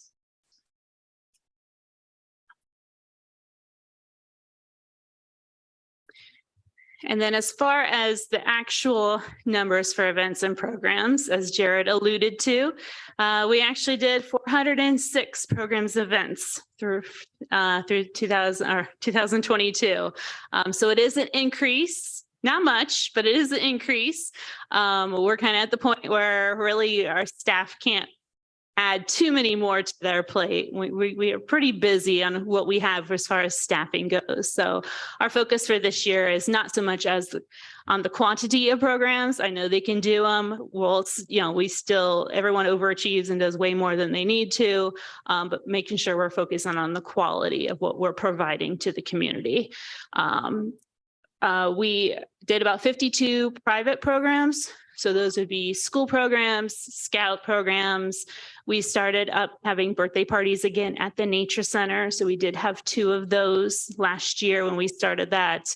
It is an increase from last year. That's that lighter green in the bars, but it's still a decrease from the numbers that we would pull in prior to COVID.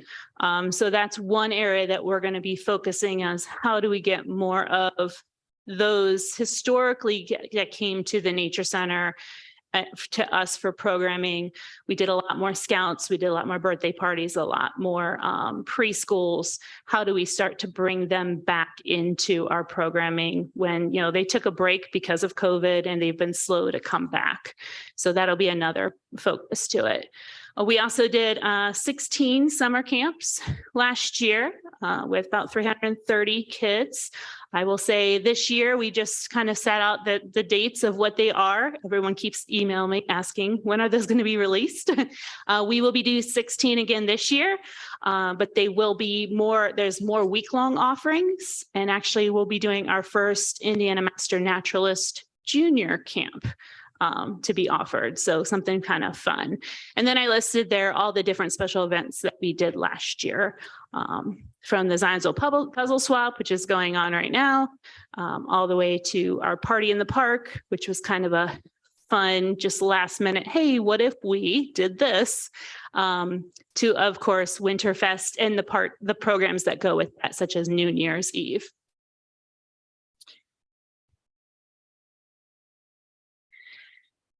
And then it wouldn't be enough to talk about our programming without adding in what we did add, which has been kind of a learning curve for the community. But I think once more people realize these are and they embrace them, it will be a huge benefit for our Parks Department. One is the implementation of MyRec, which went live in July 20th. So just in that period of time, not all of our programs require registration, but those that did, just from July to December, we did over 1,600 registrations on MyRec.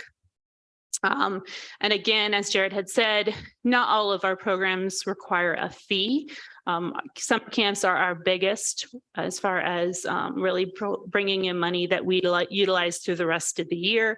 But we have started to charge some small fees for some programs that are a little above beyond just like a normal walk. So our intro to pickleball, for example, we charge $5 for a resident just to make sure that it is a popular program. They fill up every single time with wait lists. So it kind of puts a little, what we call skin in the game of making people sure they show up.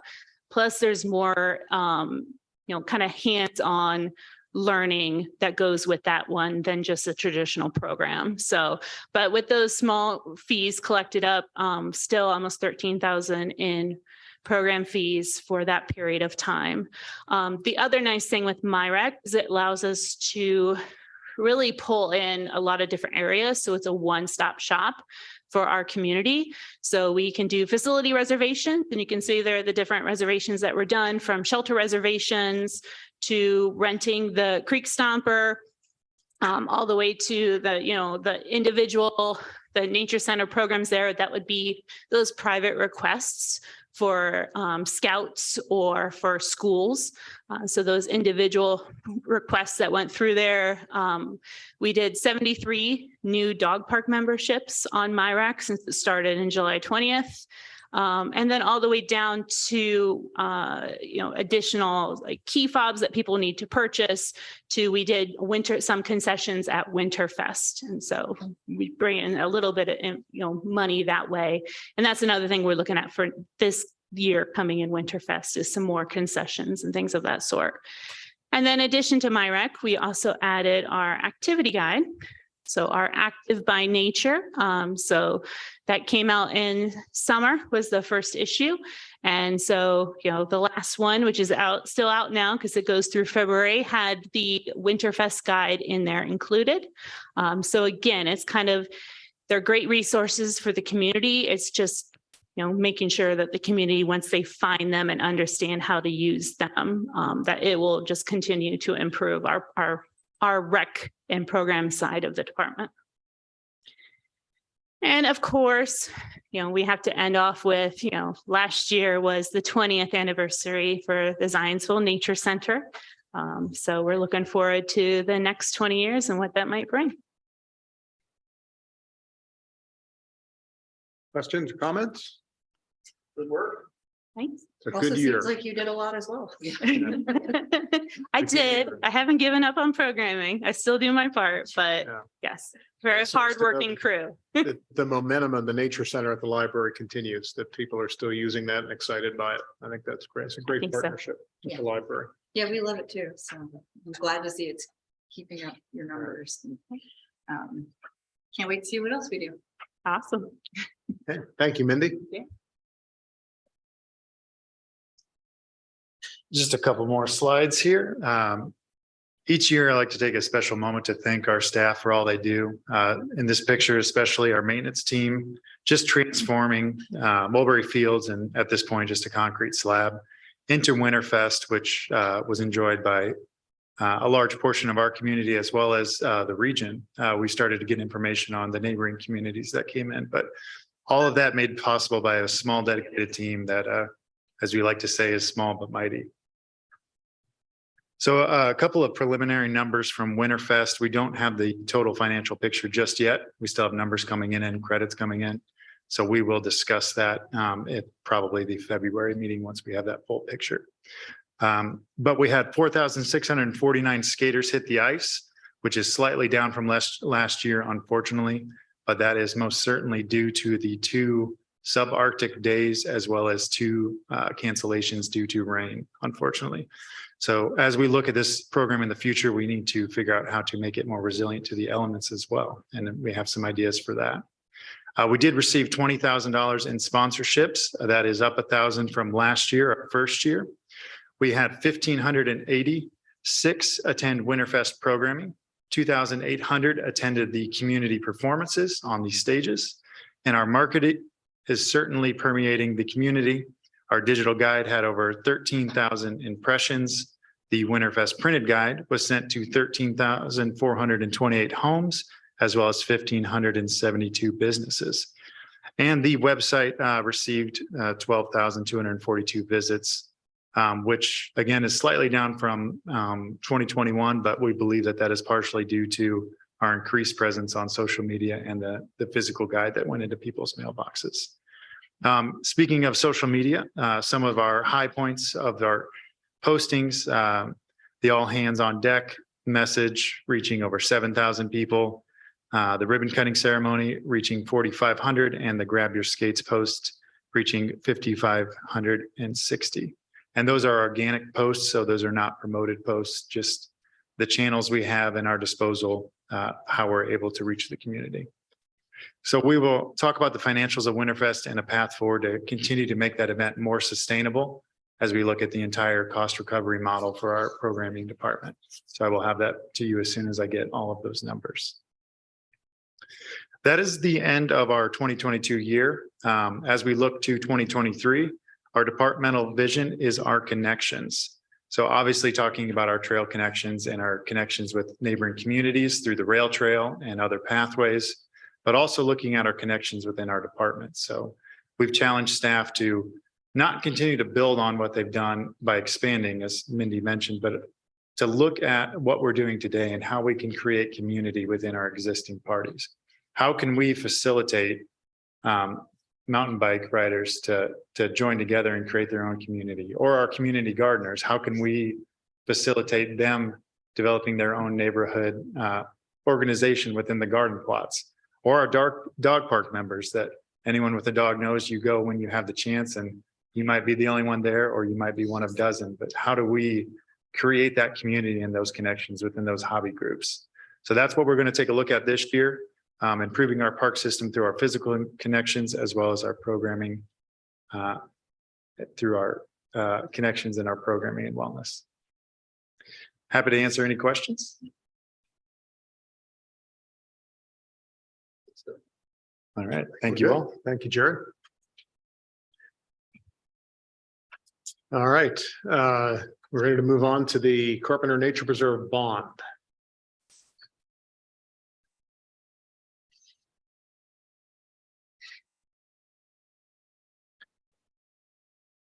So we're all pretty well versed on what the Carpenter Nature Preserve is. This is a unique once in a generation opportunity to secure 215 acres of pristine parkland and floodplain. This would be the northernmost portion of Eagle Creek as it enters into our park system. This would be our first park in Union Township. And this would, if conserved, would be the largest nature park or the largest park in Boone County as well. So just a lot of reasons why this makes sense for our park system now.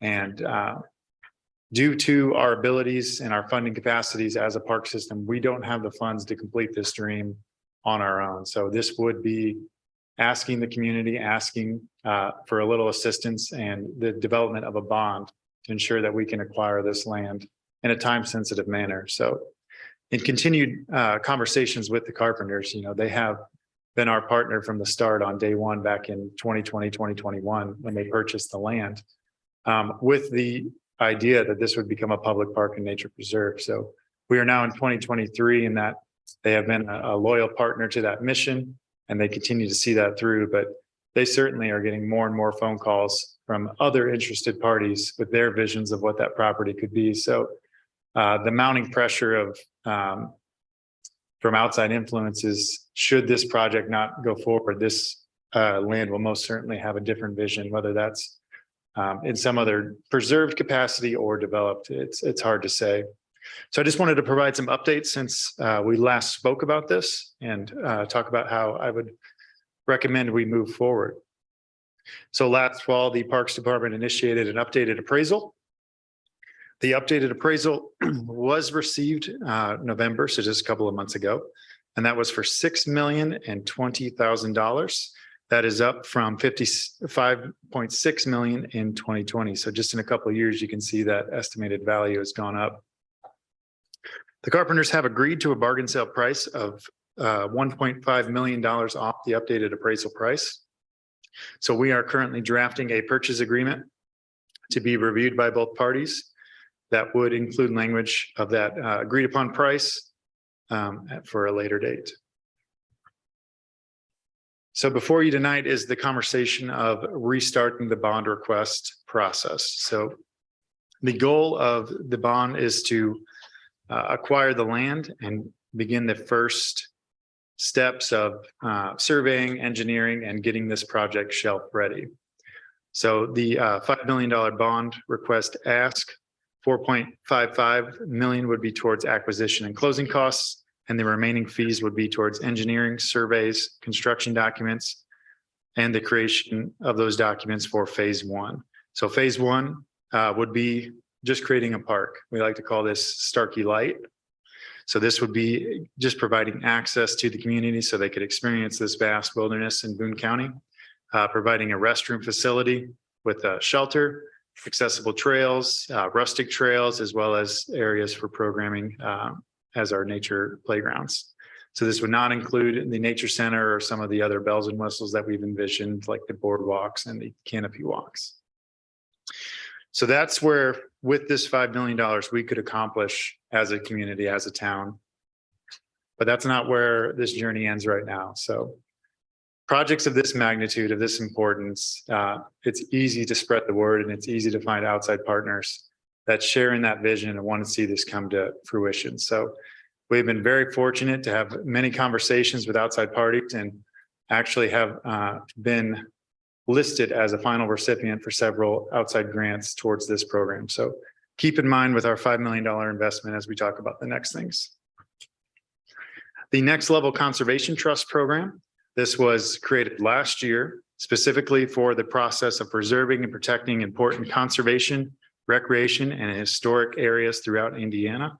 This program is a 3-to-1 match. And after our presentation, we were awarded a $3 million award towards the project. The best news about this is that our match would be the bargain sale donation price from the Carpenters. So truly not requiring any local funds from our municipality. Now, this is contingent upon acquisition, so this is a reimbursement. So that is partially why we would need the upfront funds of the bond. It doesn't stop there. So a contingency of this program is that the expectation would be that a public park would be opened in a reasonable amount of time. So we couldn't sit idle on just the land at this point. If we accepted these funds, we would have to work towards development of at least getting it open as a public park. That's where our second partner program comes in. That is the Land and Water Conservation Fund. So again, we applied for a $500,000 grant with this program, which provides matching assistance for the acquisition or development of outdoor recreation sites and facilities. And I'm happy to say that we were awarded the full $500,000 towards the development of phase one of the Carpenter Nature Preserve. So if you're keeping count, that is $3.5 million towards of reimbursements or grant funding towards construction of phase one. But it doesn't stop there. So the carpenters, they certainly have not sat idle over these past couple of years. They have been having these same conversations that we're having with other parties, and they introduced me to the Indiana In Swamp program. So this is all on behalf of the carpenters. They met with the Indiana Stream and Wetland Mitigation Program, that's the In Swamp acronym, to develop a vision to utilize in lieu credits for the Eagle Creek corridor within Carpenter Nature Preserve. So the In Swamp program is a statewide program where contractors and developers are allowed to pay a in lieu fee as opposed to redeveloping low quality habitat on their sites. So when a contractor clears a wetland or a mitigated area, instead of producing that in the middle of a new subdivision where it's completely going to be impacted by stormwater and other things, they can pay essentially this in lieu fee, and then those funds are utilized to create these high quality habitat corridors. So the Carpenter Nature Preserve was a fantastic participant and applicant for that program. And the In Swamp team for the past year has been envisioning utilizing $4 million worth of credits for this program. So the best thing about this is with those credits, they will do exactly what we're doing with the LAIR program, but throughout this 2/3 of a mile stretch of Eagle Creek. So they will fortify the shores. They will clear invasives up to 50 feet back from the banks as well as within. And then any remaining funds of those $4 million will be put into an endowment for a 10-year maintenance program. So we're talking about essentially 1/3 of the park that would have funding for upkeep and maintenance on day one. So just a fantastic program.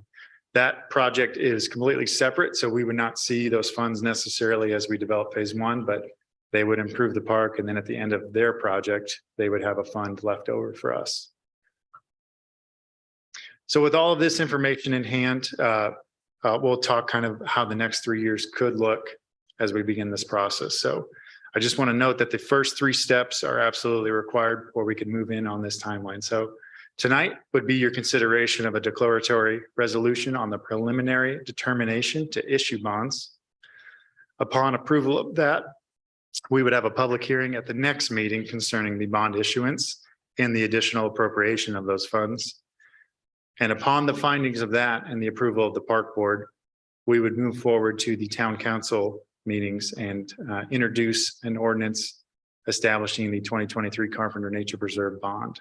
And the request again is $5 million, and that is without capital interest and other fees, which we do have Becca of Crow here to talk about the logistics of the bond and answer any technical questions. So just to go through the timeline, upon award of this bond, we would work with the carpenters this late spring, early summer, once funds are received, for the closing and the acquisition of the preserve. So that is approximately that 4.5 million. Then with those remaining funds, we would begin the permitting, survey, and construction design of phase one planning. So currently the phase one construction estimate is between 2.9 and 3.8 million.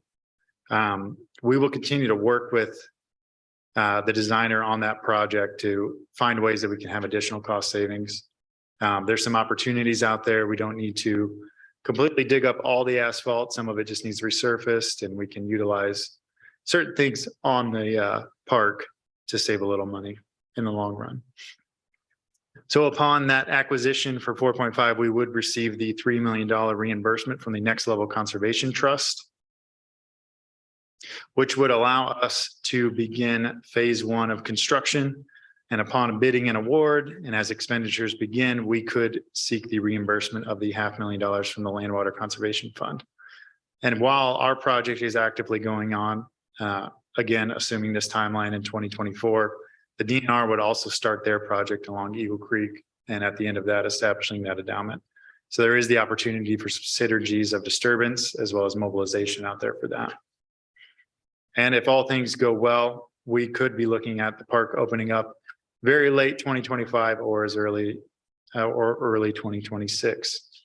So in these years between that time, we would have the opportunity to fortify our budgets to ensure that we can, once the park is open, we can accommodate the operational costs associated with that. So as Chris explained this evening, we are beginning to have that baseline data for exactly how much our park system costs to operate. And even further, we can extrapolate once we have our trailhead later this year, exactly how much of those supplies are going to a restroom facility. We can look at turkey foot, how much are going to more of a natural park, and kind of put those statistics and multiply that and get a pretty good number for what we're going to need to maintain Carpenter Nature Preserve on day one.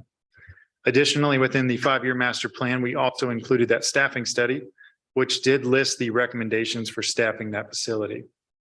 So certainly being 215 acres, that is 50% of our existing park.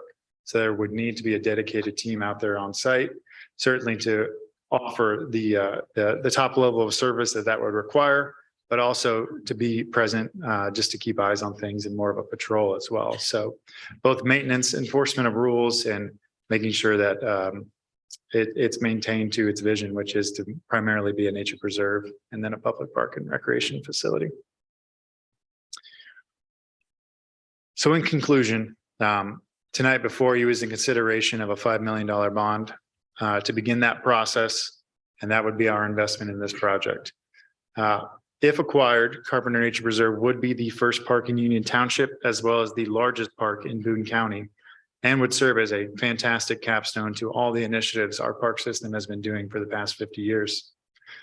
Additionally, outside funding, there is $7.5 million on the line from grants and assistance programs for the facility. There is continued maintenance fund beyond that for the riparian areas. And there is always the potential for future partnerships and opportunities with our foundation, future grants, as well as public-private partnerships. We have been receiving emails and phone calls since this project was announced of how school groups and other volunteer groups can get involved and begin to work out on the site as well. So that is all I had prepared tonight. So I'm happy to answer any questions, as well as Becca Crow into the technical questions of the bond.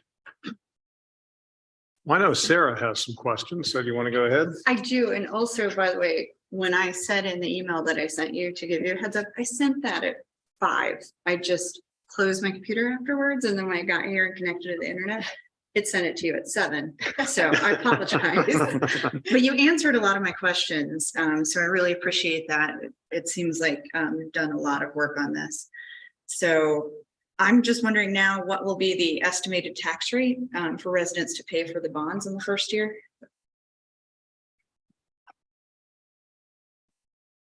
Good evening, Becca Zakowski with Crow, Municipal Advisor to the town. The tax rate now we're estimating to be about 1 cent per $100 of AV. And I can give you an estimate for a $300,000 home value. That's about $20 per year. Okay. All right. And do you know what the total park space tax rate is right now? If you add that together, what that would be? Yes, that would be about 2 cents per year with the existing 2019 bonds. Okay, so for a $300,000 home, it'd be about $40. Okay.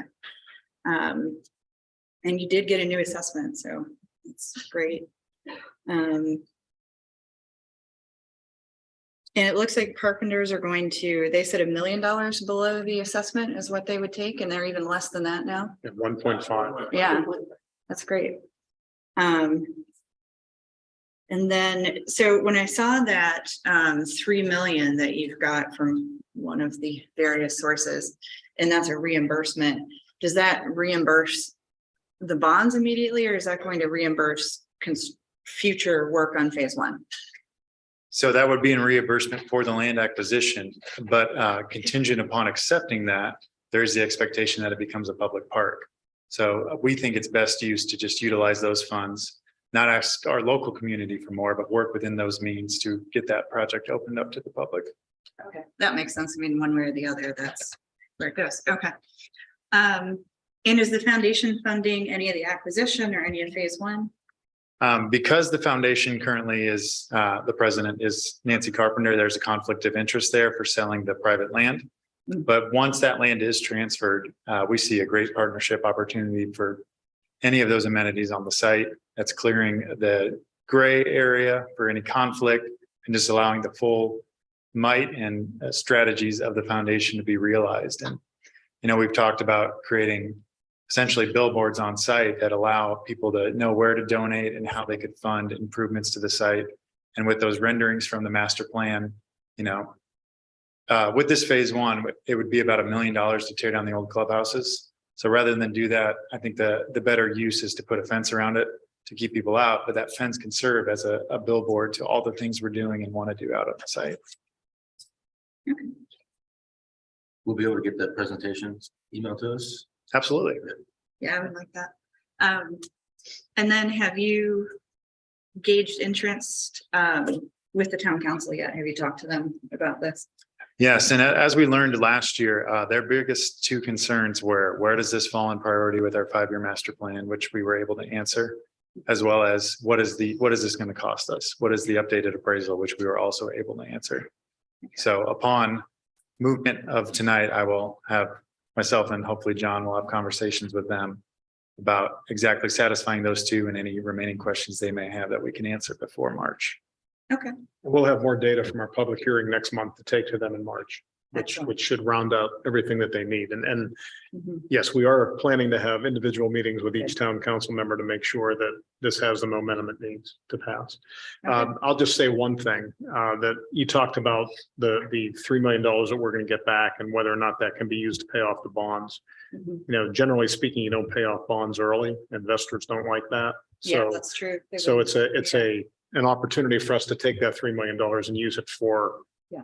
engineering and actual physical work at the nature preserve. And Yeah. have you been, I don't know if you've been out there recently.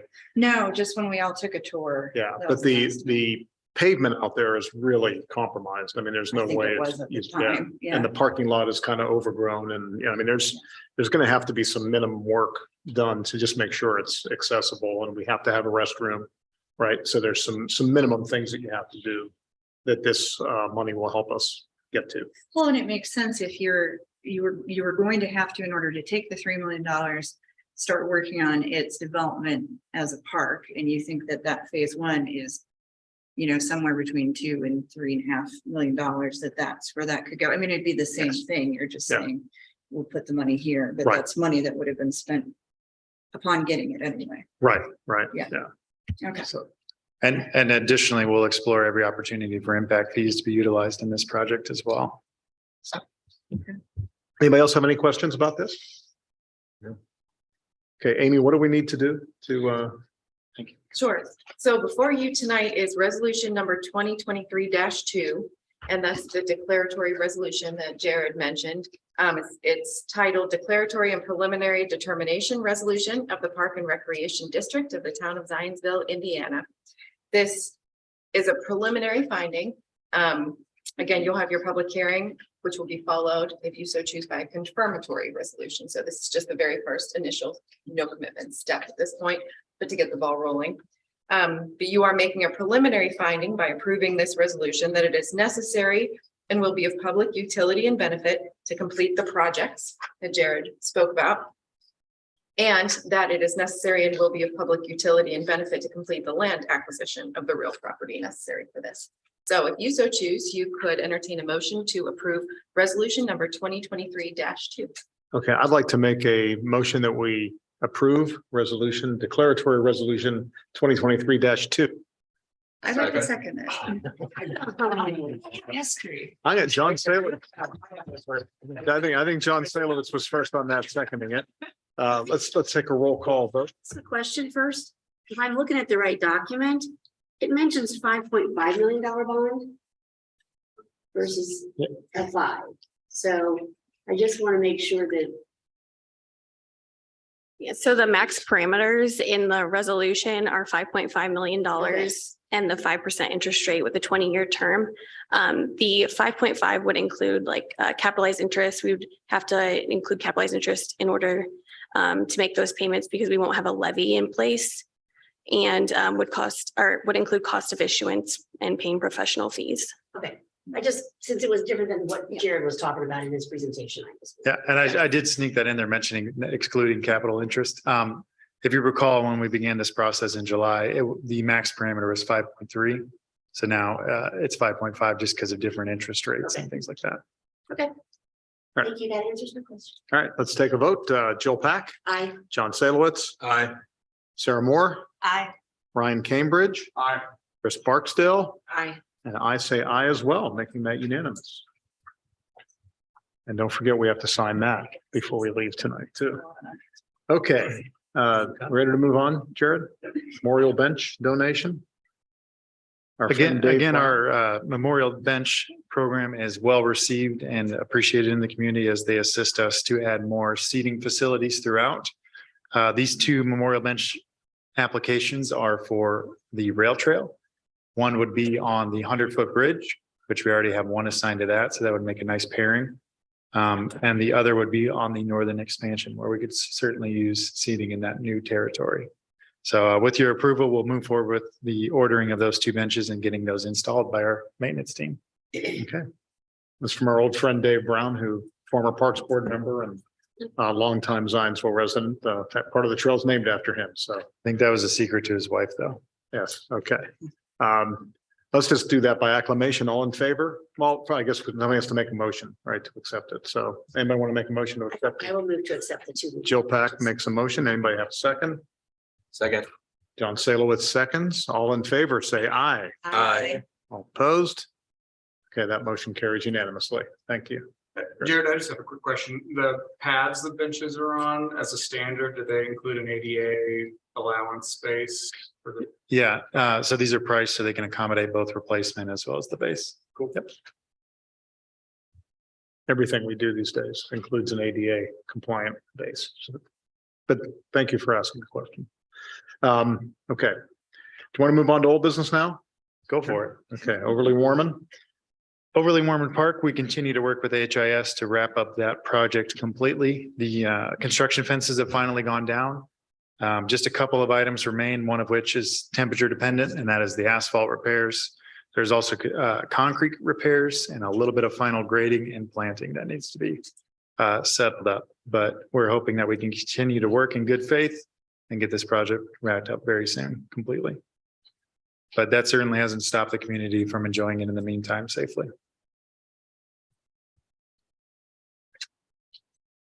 Moving on, I'll just take it from here if that's all right, John. The Rail Trail Northern Expansion.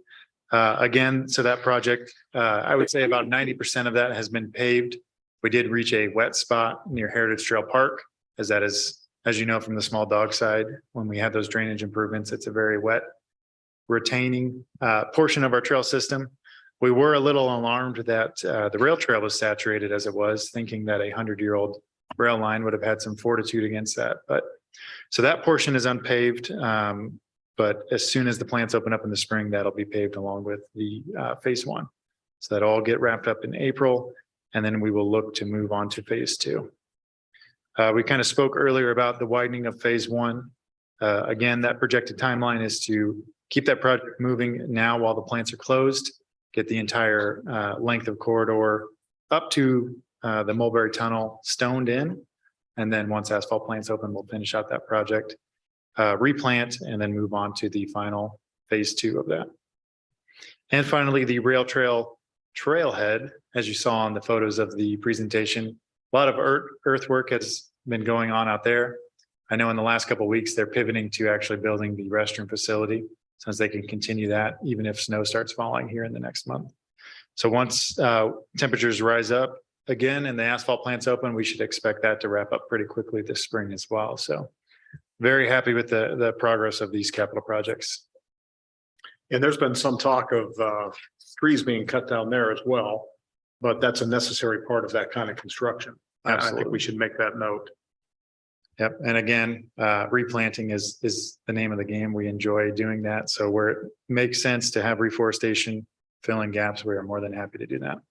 And Ryan, in your neighborhood, there's been some discussion about that. Yeah, I actually sit on the board of our HOA, and we've tried to. I know that Jake, the board president, has been in touch, shared with you multiple times, and we have a pretty small neighborhood, so everybody's pretty well connected, and we've tried to keep people abreast of the progress and what to expect and why it's needed. And so I think in general there is probably just maybe some surprise as people were catching up on things that they maybe didn't pay attention to, but I think there's really broad support in Bonterra for the parks, Overly Warman, and the trailhead included. Good, good, great to hear. Okay. Other board related items. Does anybody have anything that they want to bring up? No. Before the board? No? Okay. Then we move on to claims. Has everyone had a chance to look at the claims? Yes, Yes. Yes. look good. Anybody else have any questions or anything? Okay, do we have a motion to accept the claims as presented? I'll make a motion to present the claims as presented. John Salowitz makes a motion. We have a second. Second. Chris Barksdale seconds. Joe Pack, Aye. John Salowitz, Aye. Sarah Moore, Aye. Ryan Cambridge, Aye. and Chris Barksdale. Aye. Okay, we accepted the claims unanimously, and I say aye as well. Absolutely. And again, we have a lot of paperwork to sign tonight, including the oath that we took at the beginning of the meeting. So with that, we will go ahead and adjourn tonight. The next meeting is February 8th at 7 o'clock. Do we have a I make a motion to adjourn. Yes, do we have a motion to adjourn? I would second that motion. Okay, so Sarah makes the motion, Joe Pack seconds. All in favor, say aye. Aye. All opposed? All right. Thank you, everybody. We'll see you again on February 8th, 7 o'clock. Thank you.